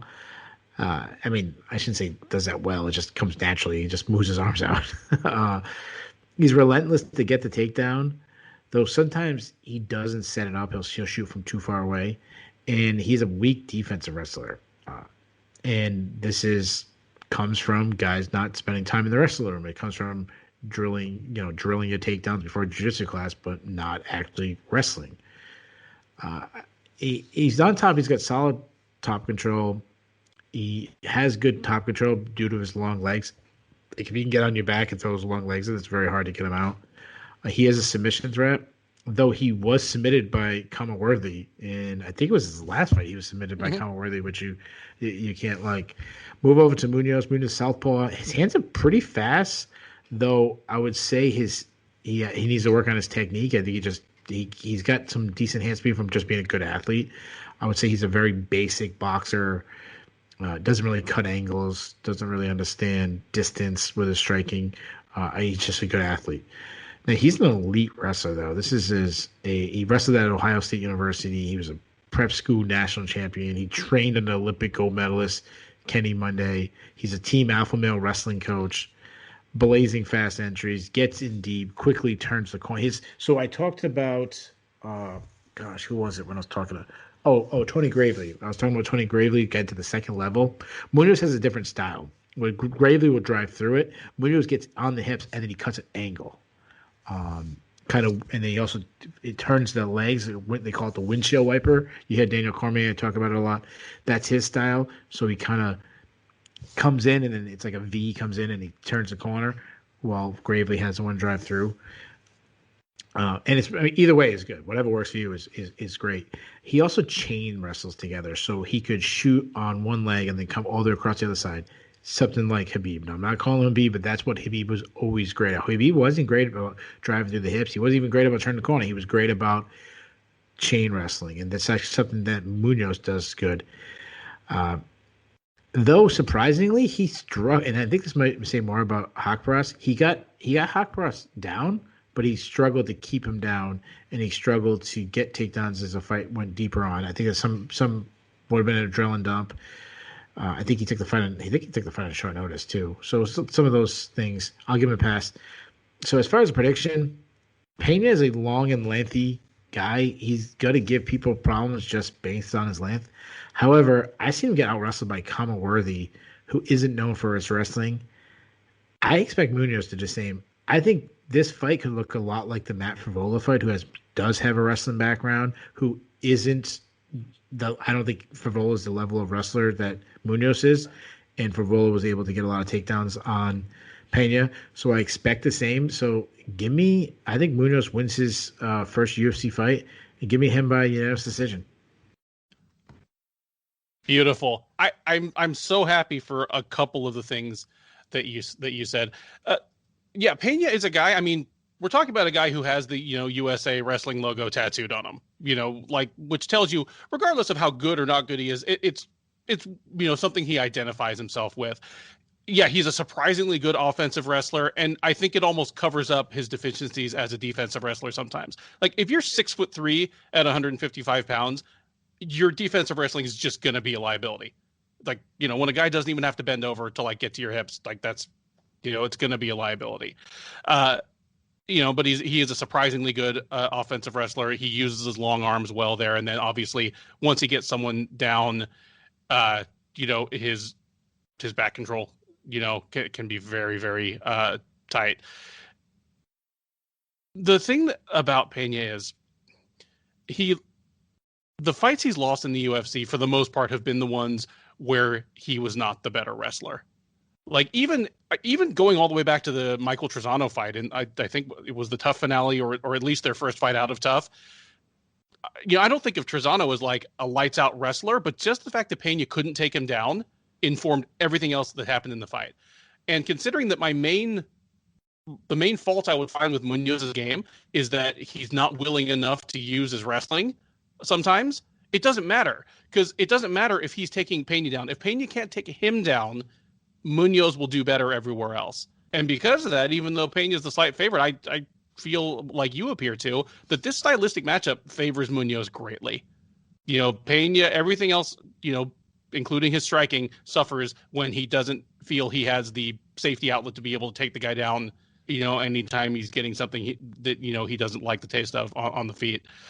Give me Munoz in that mild upset by decision as well. We now head for the middleweight division with a matchup between Abdul Razak Alhassan and Jacob Malkoun. Alhassan, the 35-year-old fighting out of Fortis MMA, is 10-3 overall. He is 3-3 since joining the UFC. He is currently on a 2-fight losing streak, both last year, having lost to Munir Lazzez by a pretty lopsided unanimous decision back in July, and then been shockingly knocked out in 30 seconds by Kalen Chaos Williams at UFC Fight Night Felder versus Dos Anjos in November. He is taking on Malkoun. The 25-year-old Australian is 4-1 overall. He is 0-1 since making his debut in the UFC last October, where he lost by knockout to Phil Hawes in just 15 or 20 seconds. That was at UFC 254. Alhassan, a strong favorite here, minus 300. Malkoun is out there at plus 250 as the underdog. Abdul Razak Alhassan, I know his nickname is Judo Thunder, but he's kind of in that Sokaju category for me, where I'm not saying he isn't a credentialed judo practitioner, but when I look at his fights, I see about a 5-to-1 ratio of murderous overhand rights to actual judo trips or throws.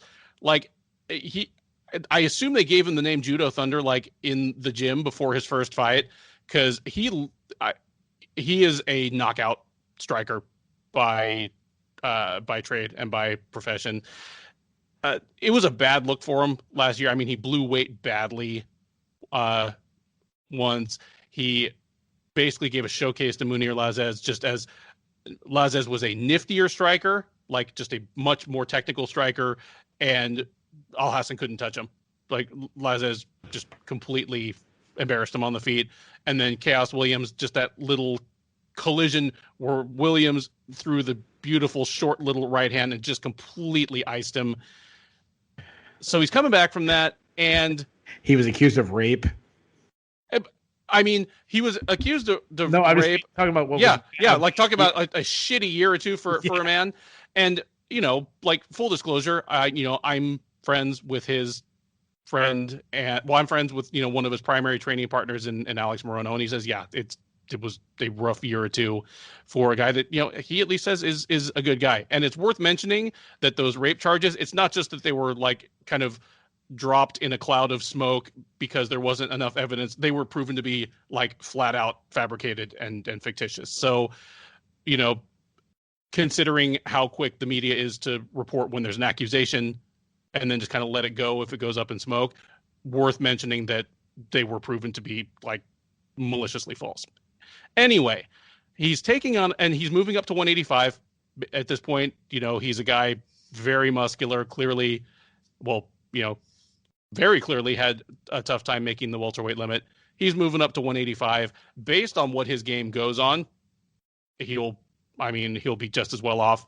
Like if his heater lands, it's going to knock out a 185 just as easily as a 170.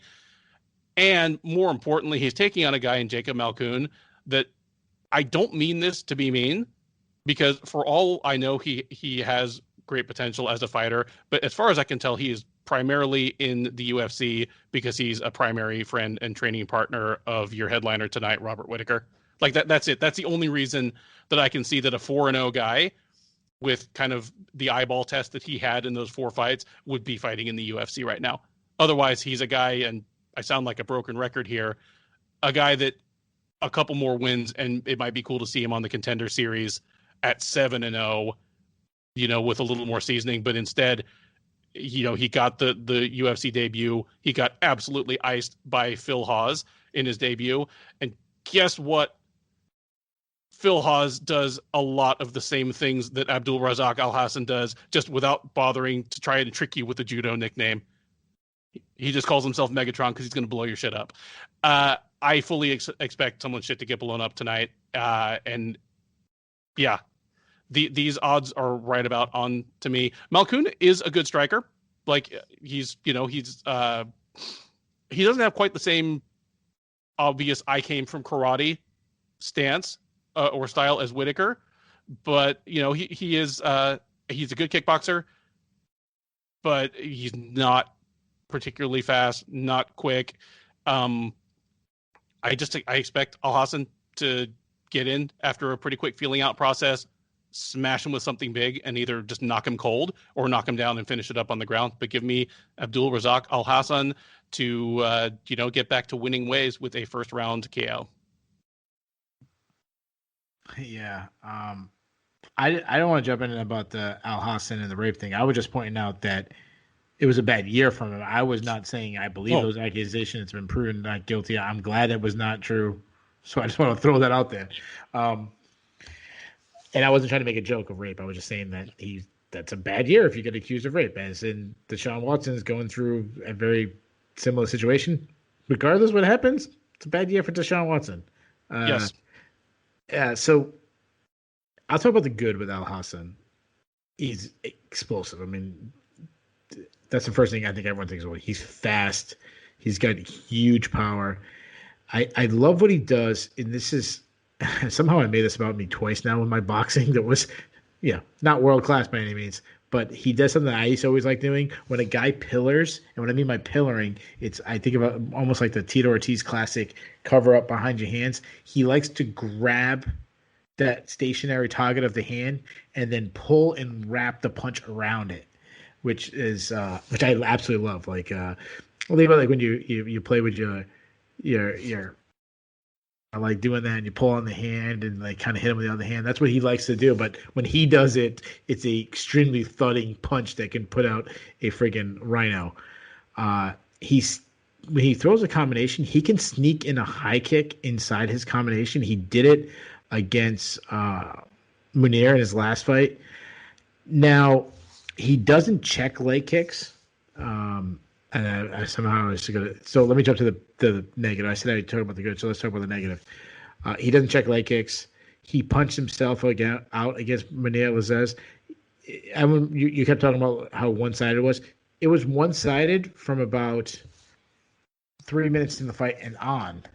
But the first 3 minutes, or 2.5, I don't know exactly how far it was, Al Hassan was putting it on. Was just almost put him out.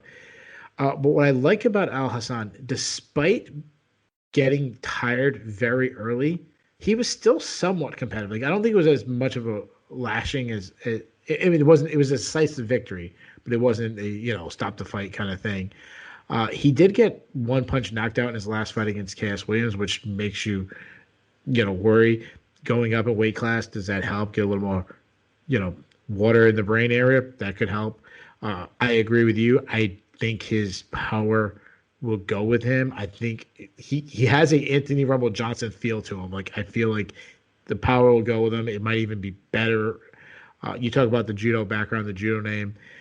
He did wrestle a little bit in his last fight, even though he never ever wrestles. It was nice to see him mix that in. And I think if you wrestle a little bit, that's actually going to open up your hands more. I think people start thinking about that. So that's the the good and the bad for Al Hassan. Now move over to Malkoun. I haven't seen too much film on him because there's not that much film on him, and his UFC debut was like 8 seconds or whatever it was. It was something stupid. He's got decent hand speed from what I've seen. He attacks with combos. He loves his overhand right, throws it a little too much. Has some decent pop.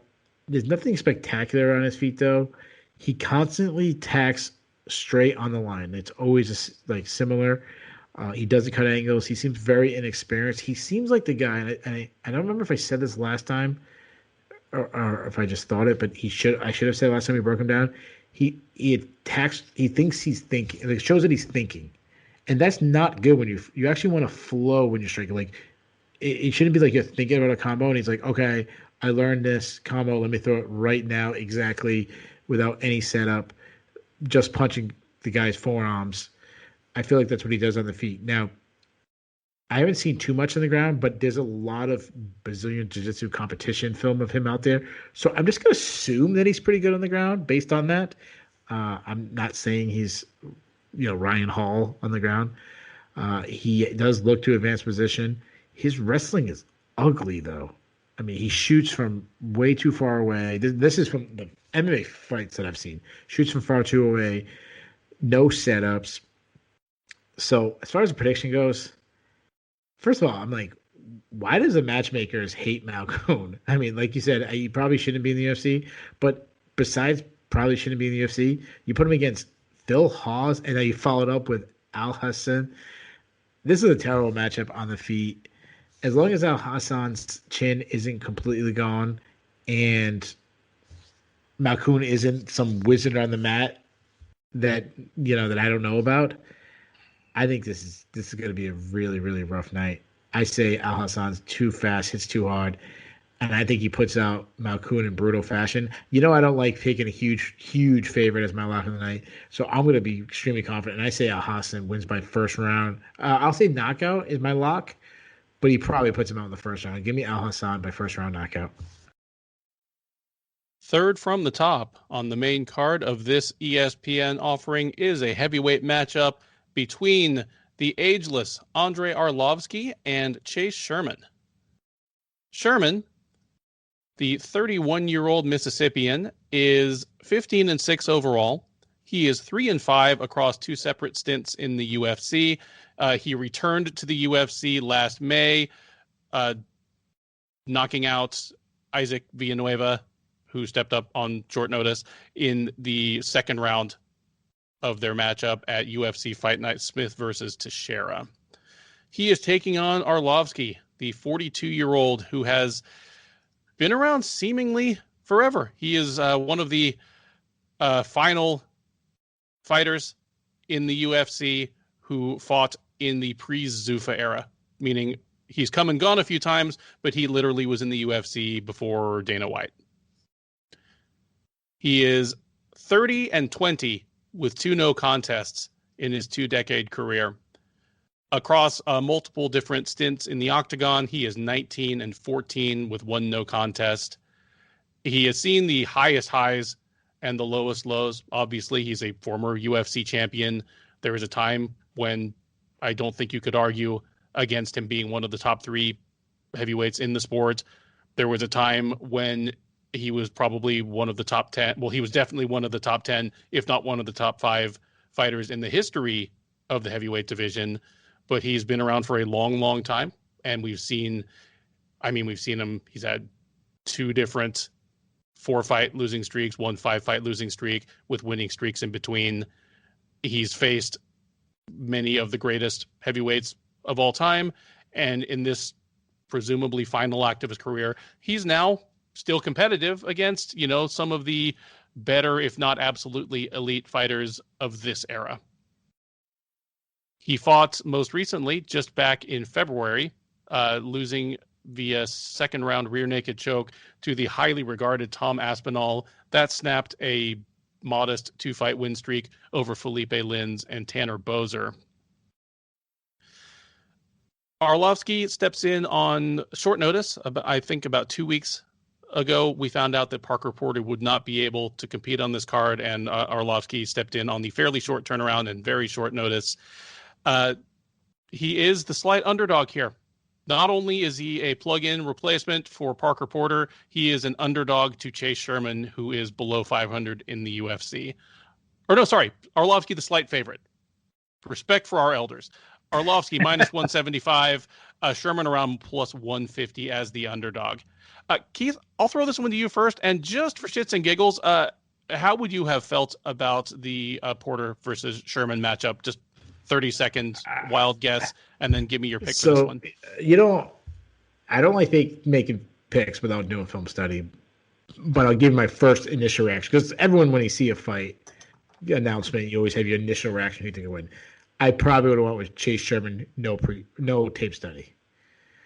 As far as this matchup, I have no idea how I feel about this matchup. I honestly don't remember that Parker Porter was booked, which is surprising, being that he's a local guy to me. That I am surprised that I forgot about Parker Porter.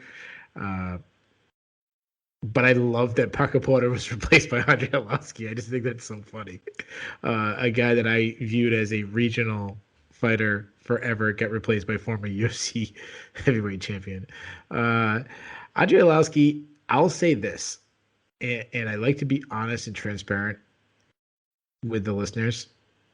I think people could tell I do a lot of film study. I mean, I think they can tell both of us do a lot of film study. I didn't do any film study on Andre Arlovsky for this fight. I just was kind of sick of watching Andre Arlovsky. I didn't want to see him get knocked out by Tom Aspinall again. And so I didn't do any film study on Andre Arlovsky for this one. So it's going to sound very similar to my breakdown of my. So what I do is I have my notes, and then I kind of update if something new joins out to me. I don't want to repeat the same thing, so I take some things out, reword things. Arlovsky's a counter striker. He's a boxer. He has a high guard. He's actually one of the most classic guys with the high guard. He's actually one of the guys who's been very good at it. He's a tight boxer, and what I mean by that is everything's tight. The hooks are tight. The overhands are tight. They're not looping outside. He doesn't lose power because of his the tightness. Though his hand speed has slowed down. It has slowed down greatly for a long time. He has really changed his strategy of attacks. He attacks with low output, which I actually think is smart. One, it protects his chin. And also, as you get older, I doubt his cardio is as strong as it was in his heyday. So I think he's become a very intelligent fighter, and I think he knows his physical limitations, and he really does get the best out of it as he possibly can at this point. We talked about his chin, like being great, being gone, being great, being gone. It seemed like every time we gave up on his chin, it comes back. Who knows in this fight what's going to be. That said, I'm pretty confident that his power is gone, and I'm pretty confident that it's gone forever. He hasn't got a KO since he beat Travis Brown 6 years ago. I said that last time we were breaking down him. I'm saying it again. It has been 17 fights since then, and he hasn't got a knockout in his last 17 fights. He likes to clinch now. That's become his game. I mean, if you go back to he came from a Sambo background, so that could always be his game, but, he didn't really. I felt like when Arlovsky first showed up on the scene, we saw a lot of his grappling, and then it kind of went away for a really long time. And I feel like we're starting to see some grappling again with him, and I think that's smart because he's a good wrestler. He's a good technically sound wrestler. He's a good grappler. There's no major holes in his grappling. I wouldn't say he's he's not Josh Barnett where he's going to grab an arm and submit you, or Fabricio Verdum. He's not elite grappler, but he can definitely win grappling matches. Now, Chase Sherman. Chase Sherman has really changed his game a lot since, I'm going to say this. I'm going to call this good Chase Sherman. Like his second stint is good Chase Sherman compared to bad Chase Sherman. The good Chase Sherman, he uses a lot of feints, which I like. He's got tight boxing. Someone's what I talked about Arlovski. Everything stays tight. He has a stationary target, which I don't like. He stands directly in front of his opponent. No lateral movement. But he does that because his power shots is his best shot. His left hook is his best punch. He likes that mid, I wouldn't say pocket, but that mid-range, like just at the extent of leg kicks. He loves his step-in knees. He got some really good step-in knees against Villanueva in his last fight. He landed a huge elbow in close against Villanueva. Calf kicks was one of his targets in that fight. And he's also become a builder. Like I went back to some of his island fights and Chase Sherman gets the output increases as each minute goes by, which is something I like to see.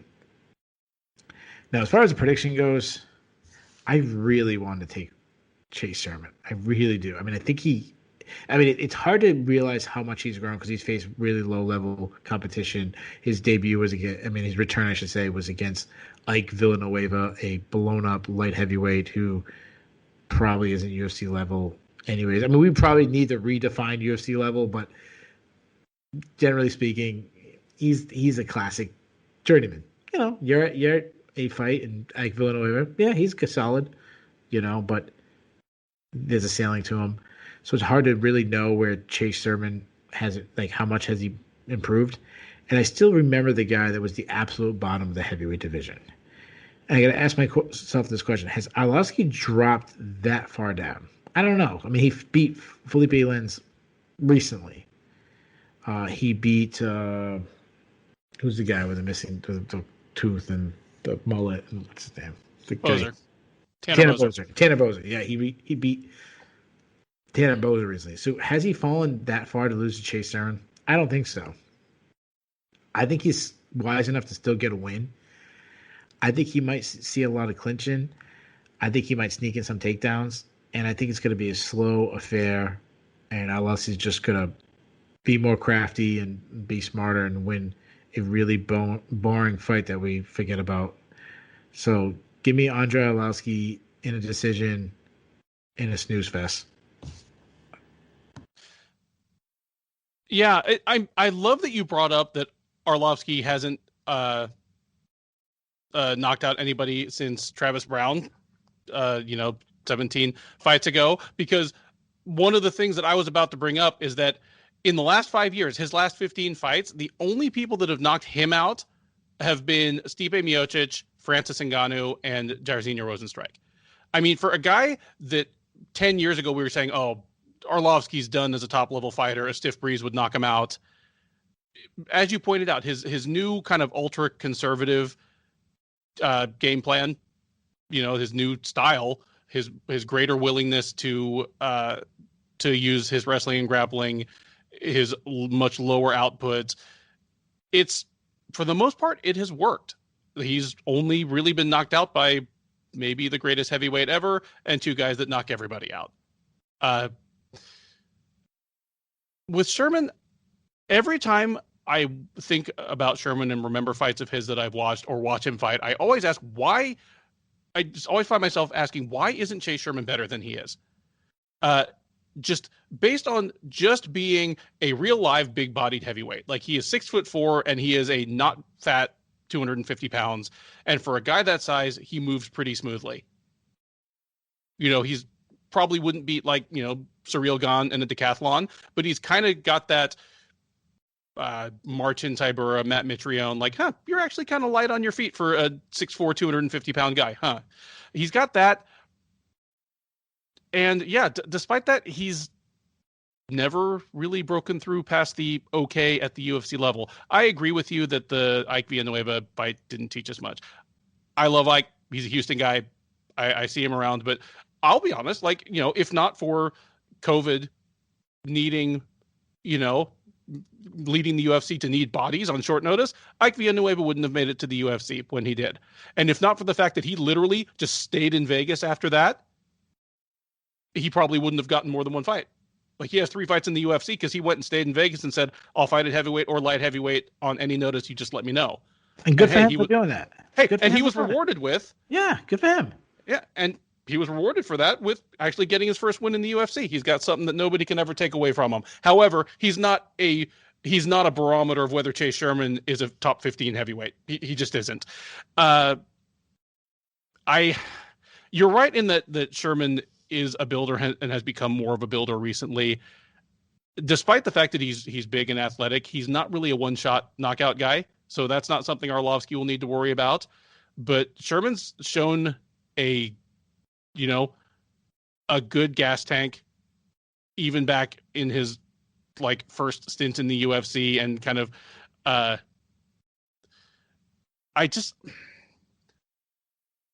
think this is going to be kind of a moment where Arlovsky slips another gear, where we're going to look back at this fight and be like, you know what? Chase Sherman beat him, won every round without really doing anything spectacular. Arlovsky fought the best he could. He didn't expose himself. He didn't give away rounds. Just Chase Sherman, the 2021 version of Chase Sherman is a little better than the 2021 version of Andrei Arlovsky. Father Time still undefeated.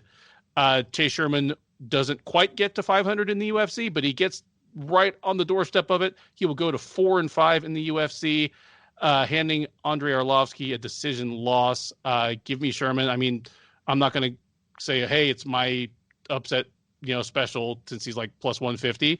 But of the upsets I've picked, this might be the one that I feel most sure about. The co-main event of UFC Vegas 24 is a lightweight scrap between the veteran Jeremy Stephens and Drakkar Klose.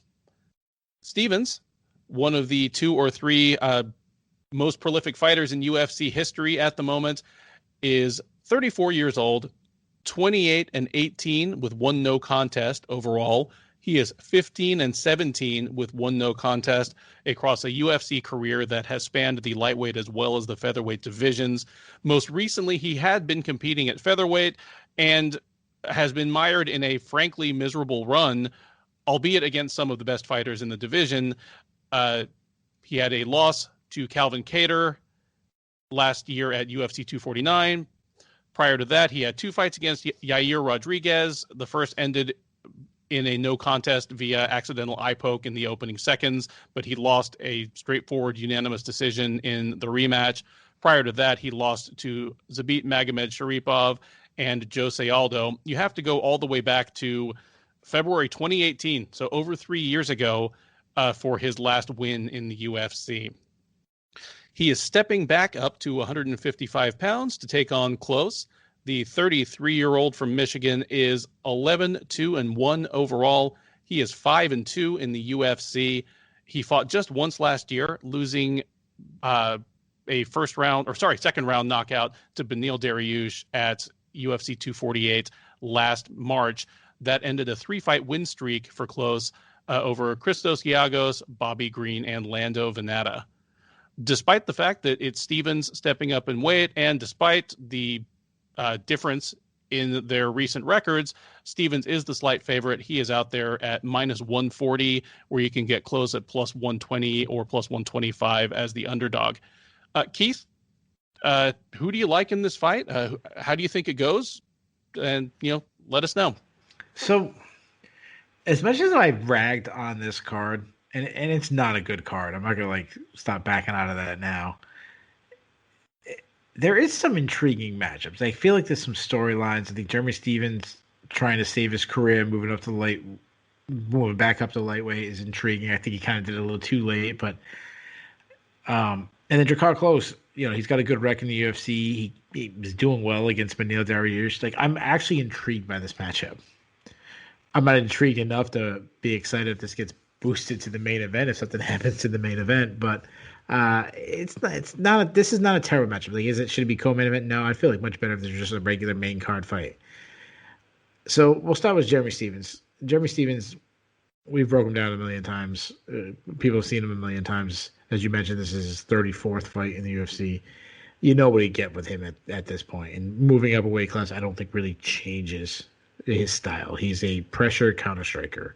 He uses feints very well to draw out attacks where he wants to hold his ground and create a brawl. I would say his power is overrated. I think it can increase moving up to lightweight. I just think generally speaking that increases for a lot of guys.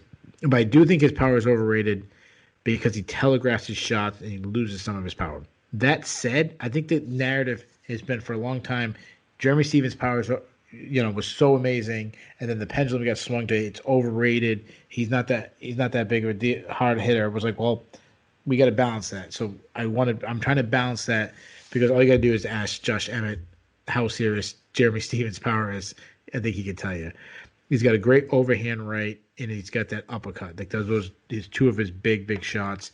He attacks with some of the best calf kicks in all of MMA, or I should just say the whole leg, not just the calves. Upper body, upper leg, I should say. He's a little flat-footed. He's a bit of a stationary target.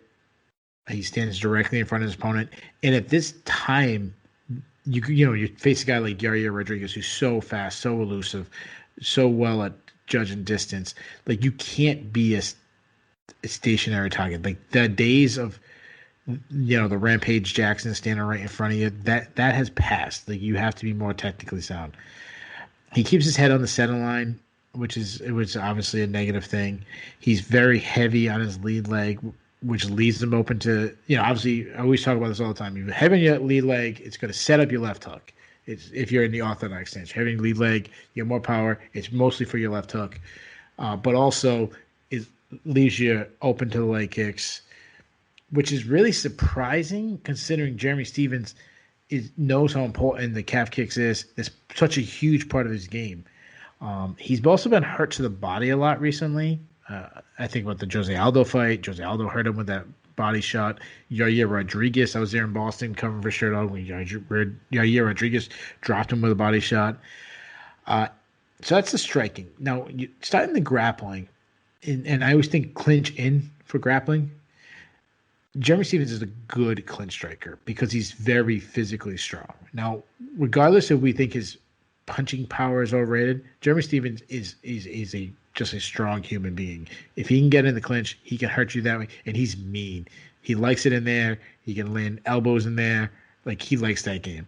No, he's not a great wrestler. I wouldn't say he's not even a wrestler at all. He doesn't wrestle. He doesn't look for takedowns. He struggles to, avoid takedowns. We've seen the list of the amount of people that have taken Jeremy Stevens down. This broadcast would go really long if I kept naming them. He also struggles to get back up, but he's got incredible submission defense. Think about all the fights he's been in the UFC for 12 years since he was last submitted, which is incredible when you think about the names of fighters that Jeremy Stevens has faced. Like, not only has he fought in the UFC, but he's fought studs. He's got very good ground and pound though. If you're willing to try to take Jeremy Stevens down, you have to understand that there's a chance a scramble can ensue and you're underneath him. And if you're underneath Jeremy Stevens, that's a scary person to be underneath. I think about Yair Rodriguez was kind of clowning on him, and Yair Rodriguez almost was stopped with the Jeremy Stevens ground and pound in their fight. He also, of everything about Jeremy Stevens, and I said this, I believe last time we broke down one of his fights, is he does not get enough credit for his cardio. Because when you think of guys who throw hard, they tend to slow down. And that is not the case with Jeremy Stevens. We haven't seen him go 25 minutes I don't remember the last time he was in a 25-minute matchup where he actually went that far. But we've seen him go 15 minutes, and he goes 15 minutes hard, throwing power shots. So he's dangerous throughout the whole 15 minutes, and he's got the heart. No matter how bad you beat him up, I keep going back to the Yair Rodriguez fight. No matter how bad you beat him up, he's going to keep going forward.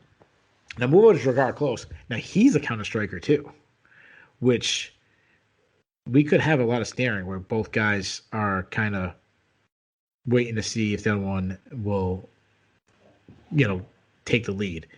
He's also a bit flat-footed himself. But he throws straight shots. His punches are straight down the middle. He steps in his shots, and he's really starting to come into his power. We take his last fight against Beneil Dariush. Now, of course, he was on the end of a incredible knockout, but he had moments of it. He rocked Beneil Dariush, and we know how well Beneil Dariush is doing right now.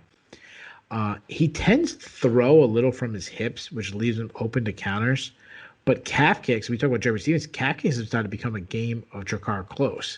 He's also a very physically strong dude. He's big for the weight class. I mean, he's not the guy that, like, Jeremy Stevens is the guy that he walks in a room and you see his strength. Like, he's got big muscles. He's what every 22-year-old guy wants to look like as they're walking in the club. That's not Drakkar Klose. Drakkar Klose has that brute strength. He's got like farmer's strength. He's got like the Matt Hughes strength where you see it. And he fights that way too. Like he will fight ugly clinch battle. He'll land good elbows in close. I think about his fight against Mark DeCasey. That was a fight where he just got in close and just wore him out. And he's more of a clinch wrestler and a body lock guy than he drive through your hips. Like he'll grab you, grind on you, and then take you down with like a back trip.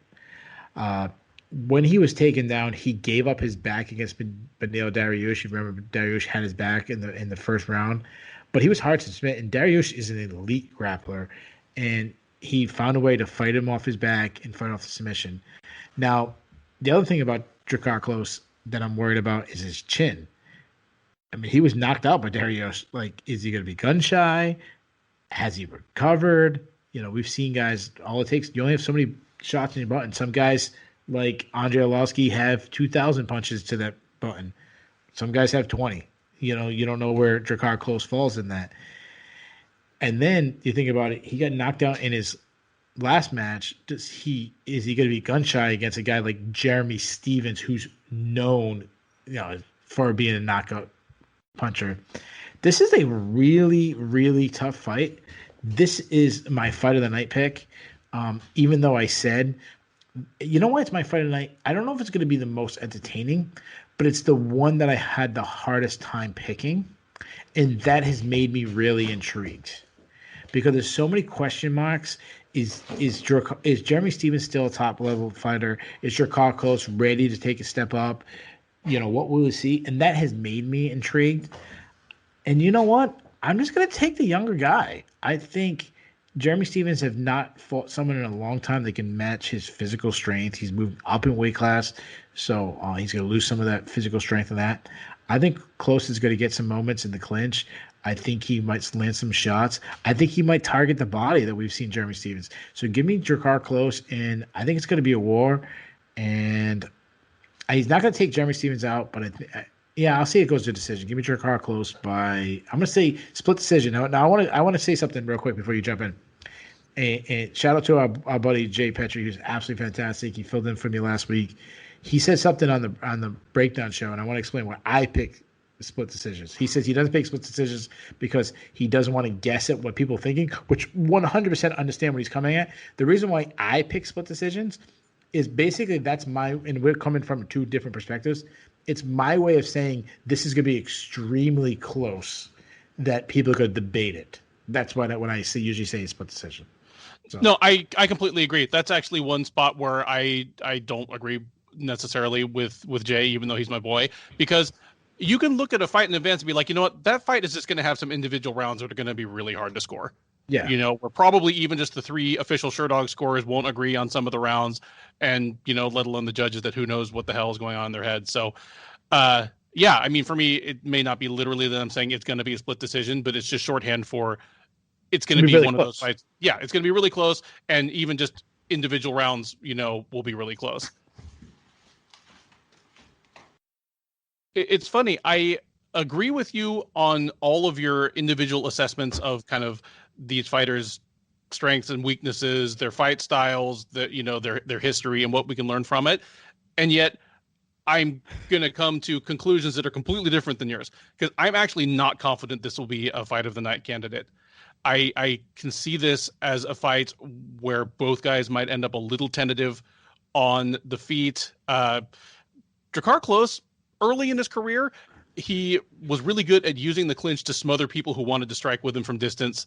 Your Mark Jacasey, Lando Venata, types.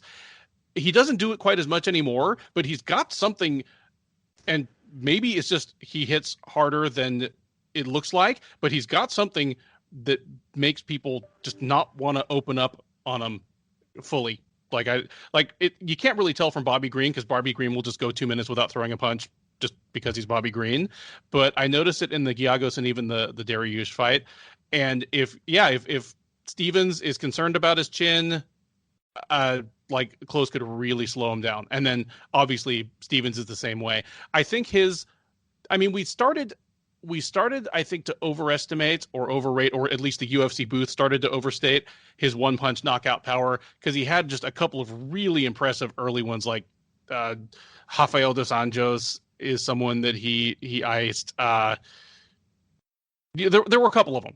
He looked like, but then, it was 10 years later and the UFC was still saying, he just needs to touch your chin once, which isn't true, but it is true that he has a kind of power that everything he throws hurts. Like his clinch knees, elbows, like little short punches, they clearly hurt.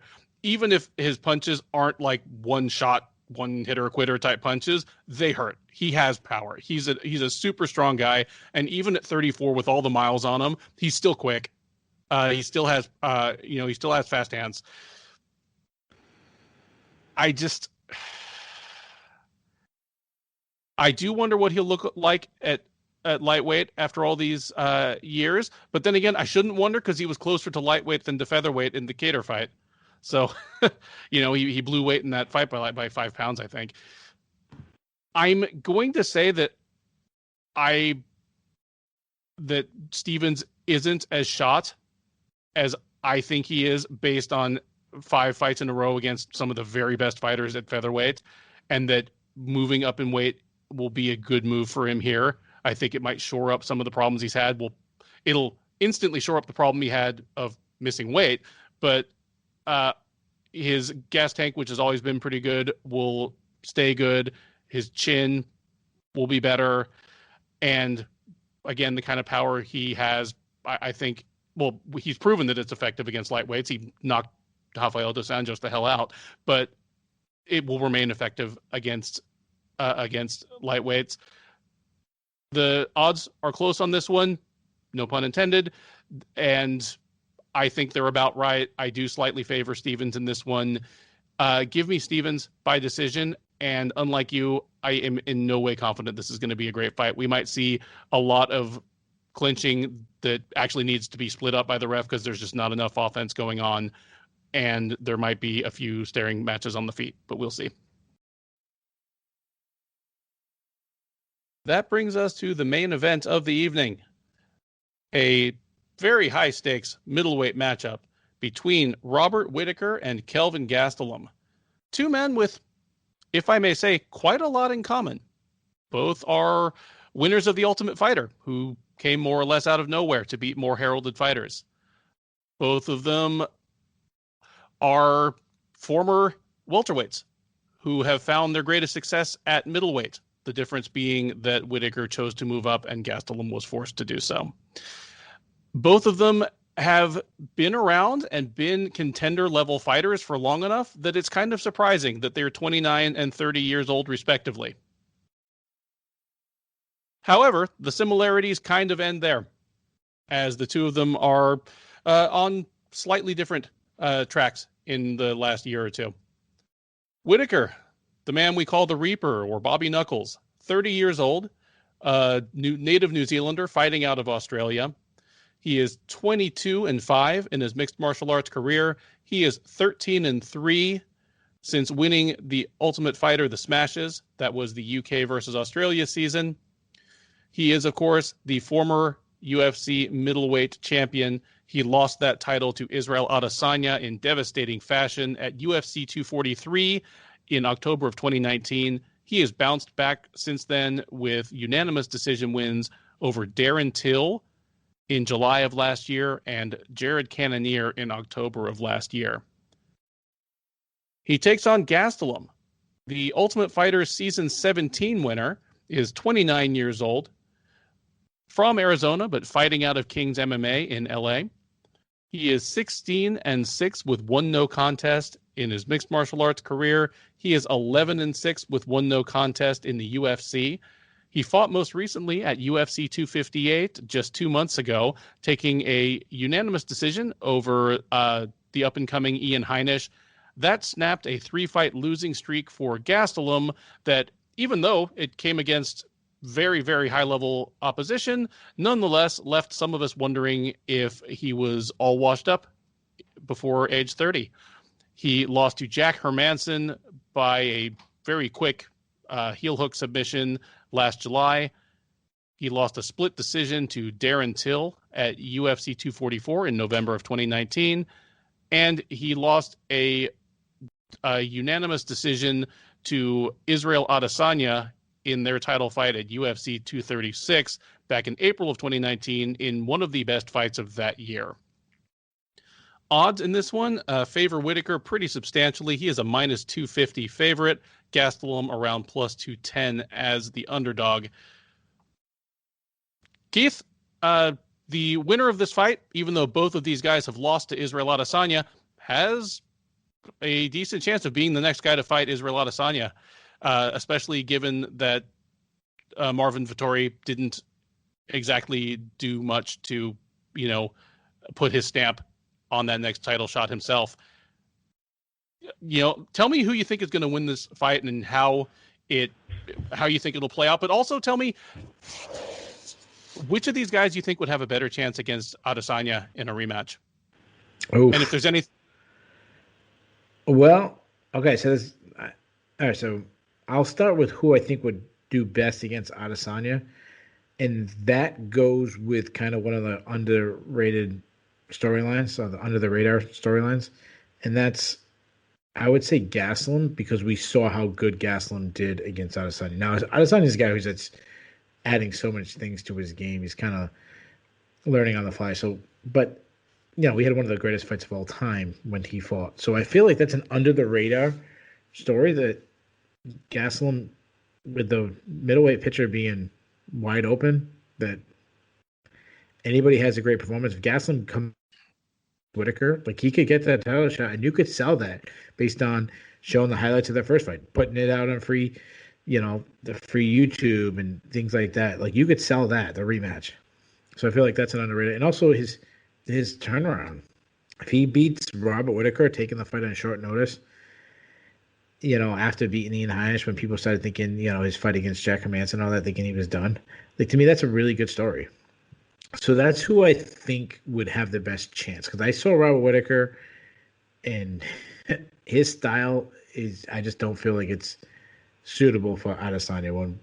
When I made my prediction for Whittaker for Adesanya, I picked Adesanya, and I was very confident. One of those ones I just felt like he's just not a good stylistic matchup. The other thing that's under the radar is we've been waiting 2 years for this fight. Like, people forgot that these two guys were supposed to fight each other at UFC 234. These guys weighed in and everything. And then Whittaker pulled out the day of the fight, I think it was 2 or 3 hours before, at least that's when it was announced, due to health issues. So I feel like that should have been announced. Like, that should have been pushed a little bit. That we've been waiting, finally getting the matchup. And I think it was a fantastic matchup then. I was obviously more excited for that matchup then. The heavyweight, I don't know, I shouldn't say heavyweight, the middleweight championship of the world was on the line. But doing film study, I've kind of built my excitement for this. Either Bobby Knuckles is still the second best welterweight. I'm giving him every weight class but the weight class they're in. It's probably because they both were former welterweights, and then Gastelum gets up as heavy as heavyweight, like the day before weigh-ins.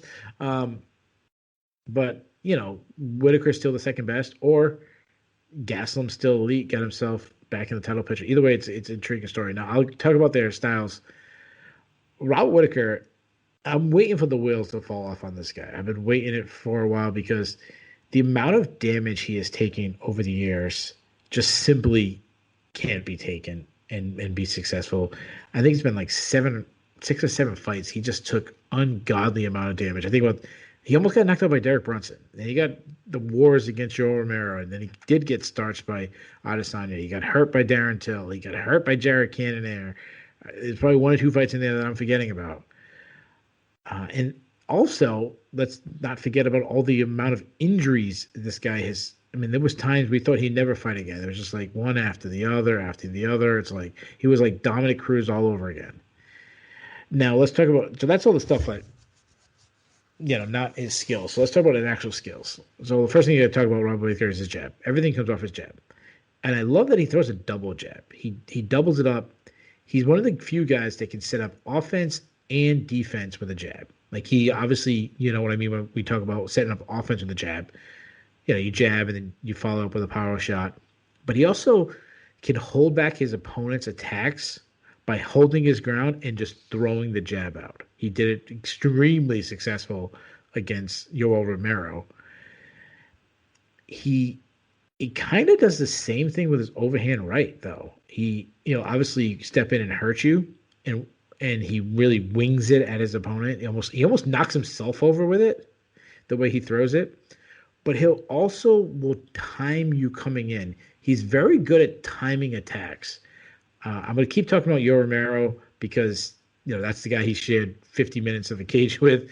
But he was very good at picking up the timing of Yoel Romero's attack. And one of the things he was landing an overhand right that kind of was like a wall for him. That was like a warning.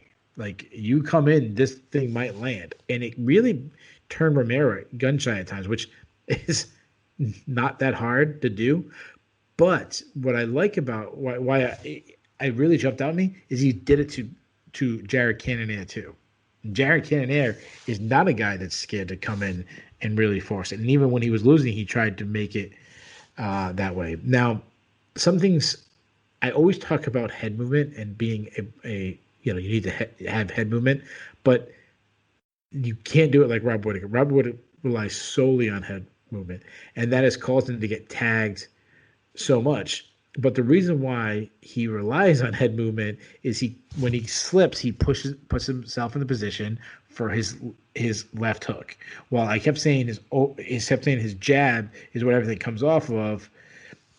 He needs the jab to set up that left hook. The left, work and score your points. The left hook is what puts you out. That's what wins you the fight. Like that can hurt him. He loves to dart to the left hook side, throw the left hook, or what he also likes to do is dart that way, making it look like it's a left hook, and then come all the way around with a high kick. We talked about it. I actually remember we were breaking down film of Kai Kara France, and that was something I said that Kai Kara France does something. Dip to the one side and throw the high kick on the other side, similar to what Juan Espina does, but he throws the overhand, not a high kick. He also has a mean streak in his fighting that I don't think he gets credit for because of his personality outside the cage. He's the nicest guy. But case in point is Robert Whittaker is a guy that will throw the John Jones sidekick to the obliques. And John Jones does it, and he's viewed as, it's John Jones, what evil human being. But Robert Whittaker does it, no one really notices. He generates power because he's heavy on his front foot.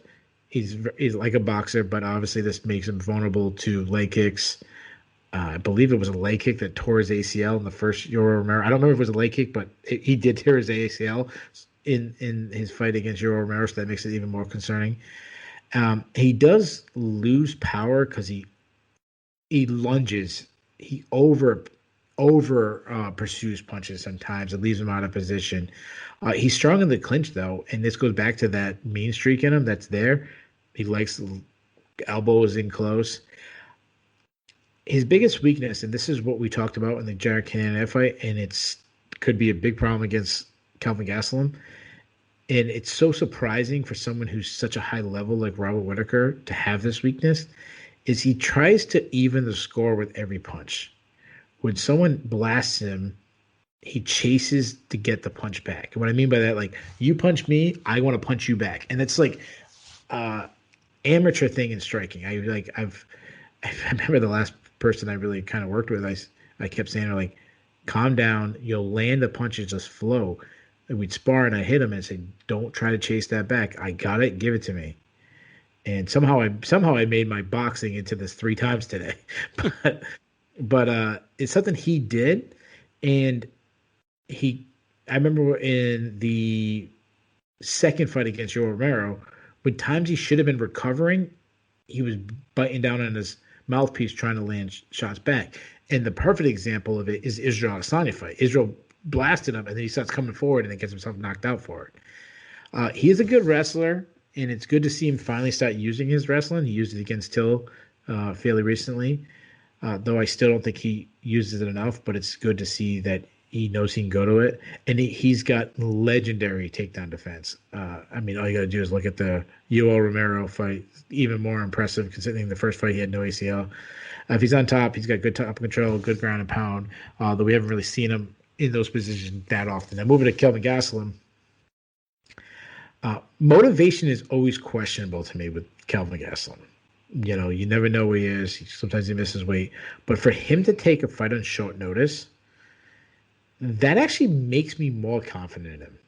Means that his diet was probably a little better than it should be. He was eager to get back in there. He was eager to get an opportunity against Robert Whittaker. That, to me, makes it seem like his mind is in the right position, too. So I feel better about Kelvin Gastelum based on that. But he's always so inconsistent. Like, there's moments he looks like even though he lost to Adesanya, like how great of a performance that was. But then I think about the time where he almost knocked out Chris Weidman just to get out wrestled the rest of the fight, and I think he even got stopped at that fight. I don't remember. He might have got stopped. I apologize if that's not true, but he's a southpaw. He's got great hand speed. He hits very, very hard. I mean, look at the knockout of Michael Bisping. He's got that great overhand left. He kind of fights in bursts. And he also makes the mistake that Rob Whittaker does, that he kind of overreaches for his shots. He can be gun shy sometimes too. Like, all you gotta do is look at the Darren Till fight where suddenly he wasn't throwing, and Darren Till chewed up his legs, and Calvin Gastelum didn't respond. But his chin is very solid. Like, it's hard to hurt Gastelum on the feet. I mean, you think about who's been able to go 25 minutes with Israel Adesanya. Now, obviously, he was hurt by Israel Adesanya, but to be able to have a mostly stand-up battle and hold your own against Israel Adesanya. There's only one guy to this date that can say that on the feet they did pretty well to hold their own, and that's Kelvin Gastelum. I was thinking about the Jacare. Jacare's another fight. Like, him and Jacare were blasting. And Jacare has power. That's one thing about him. Like, everyone thinks about the grappler of Jacare. Jacare's a power puncher. So as far as my prediction, I'm really excited about this fight. This is one of the, other than a pay-per-view, this is one of the best, I think, main events we've had for a fight night that got me really excited. Gastelum's going to hurt Whittaker. I expect that to happen. The question is, can Whittaker recover and still win? We've seen him do it since moving to middleweight against everyone but Adesanya. Brunson, Romero, Till. We already mentioned the list. Cannonier, going on and on. I don't know if he's going to recover. I'm going to say he does. I think around round 3 is when he starts landing his jab. I think he slows the fight down, fights at much slower pace than he's going to want to fight at, turn it into more of a point kickboxing match, and he starts picking him apart with a jab. Now, I was picking Whittaker to win 2 years ago, and I'm not changing, so I'm going to pick him again. I picked 6 upsets tonight. That's half the card. I almost picked number 7. I'm not picking that. I'm going to take Whittaker by decision in a really good fight. And you actually convinced me that my last pick of Fight of the Night should not be my fight of the night. So I'm going to switch my pick to Fight of the Night being the main event, being the Fight of the Night. And I want to say the line, I think, is way off. I think I know he's over 2-1 favorite. I know you just gave the line. I remember what you said. But Whittaker is like, I think it was like negative. What did you say? Negative 225? Minus 250. Minus 250. Negative 250. Like, he shouldn't be more than negative 150. Like, I think he should be like negative 130. I think that line should be much, much closer. So, though I'm picking Whittaker to win, I want to point out that I'm very close to picking Gastelum. So, I think If Gastelum starches him in the first round, it would not surprise me at all. Ben, give me a pick. All right. I'm with you that the line should be much closer on this one. And like you, I agonized before coming up with my pick. And I'm much higher on Gastelum. Well, again, I couldn't have been much lower on Gastelum than I was, 3 months ago. I picked Heinisch to beat him, just outright. And it's because of the Heinisch fight. And it's not even that Heinisch is a world beater. And it's not that Gastelum unveiled, some, he didn't break out like a question mark kick that he never had before. It's that he showed up. He was visibly in better shape than he had been.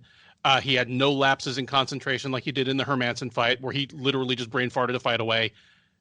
He showed up and beat a guy he was supposed to beat. And even though I thought he lost the third round, he won the last minute of the third round. He was there, not gassed, still in the fight, not coasting. He was best Kevin Gastelum.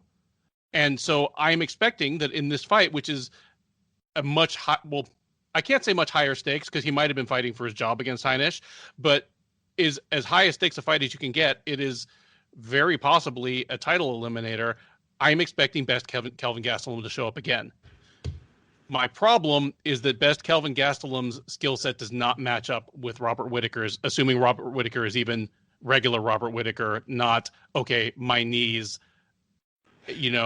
have finally given out, or whatever was wrong in my gut, like that inguinal hernia and bowel collapse that he had 12 hours away from a fight have not recurred. Even regular Robert Whittaker just doesn't match up well with Gastelum. Gastelum, you're right, he has fast hands. Gastelum has fast everything. Gastelum, because he's a 5'9" middleweight who, frankly, he looks a little on the soft side.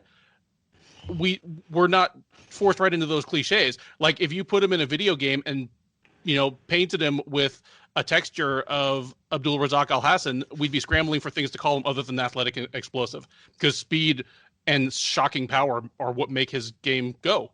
From the time he upset Uriah Hall at the TUF finale, even at his best moments until now. He's a very good boxer, and you explained that far better than I could. He's a very good offensive wrestler. Again, he's a JUCO standout wrestler, and he's one of the ones whose wrestling has translated to MMA very well. But those are both things that don't match up well with Robert Whittaker. He's not going to take Whittaker down. No. To this day, I think part of what made Derek Brunson charge at Whittaker like a maniac is that he thought he wouldn't be able to take him down. So he was like, you know what, I'm just going to go out on my shield, see if I can just hit him. I'm the bigger, stronger guy. And I'd rather do that than just get pecked at for 3 rounds. Whittaker's whole thing of, needing to get every punch back. I love that you encapsulated that, because that never really struck me until the Adesanya fight, because Adesanya was the first guy that made him pay for it. Adesanya, well, it was on that Conor McGregor thing of being two moves ahead of your opponent, and not just outstriking him, but predicting his reactions to you outstriking him. And all of a sudden he hits you with a punch you didn't see coming, and it's the first Poirier fight, or it's the Alvarez fight. That was the level of thing he did to Whittaker. If Gastelum can tag Whittaker a couple times early, there's every possibility we see that, but I'm not picking it to happen. Whittaker, aside from that weird mental thing, is, he's a smart fighter. He generally fights to his best advantage. He should know that his jab and his kicks and his outstanding takedown defense are pretty straightforward routes to a 5-round decision victory over Gastelum. I'm picking him to take those. But again, Gastelum has the things that he can do. If Whittaker's top gear has slipped at all, Gastelum will be able to take him down. We have a whole new fight. Again, if Gastelum tags him early and Whittaker responds like he did in the Adesanya fight, it's anyone's guess what happens next. That would make it even more likely to be fight of the night, because, hey, who doesn't want to see a wild striking match between two guys who should know better? But I'm not picking that to happen, even if it is the fight of the night, and I am taking Whittaker by decision. Any final thoughts on the card or the fight? Dude, as much junk we talk about the card, the breakdown of this main event has got me really excited to watch the card now. Like I'm really intrigued, and I'm thinking about this was the fight that I was intrigued 2 years ago, and obviously I'm not still as intrigued as I was then, but I'm very. It's a good match, and I love that it's not a co-main event where we lost 2 rounds. I love that it's full 5-round fight. This is a good one. It is a good one. It takes place this Saturday, April 17th. It is on ESPN. It is UFC Vegas 24. Enjoy the fights. Certainly right after the main event, check out either through the SureDog front page or just go straight to the SureDog YouTube page, the live recap and reactions with Keith and myself, where we switch chairs. He kind of runs the show, but we will take your questions and comments through the live chat. Between now and then, have a great week, and thank you for listening.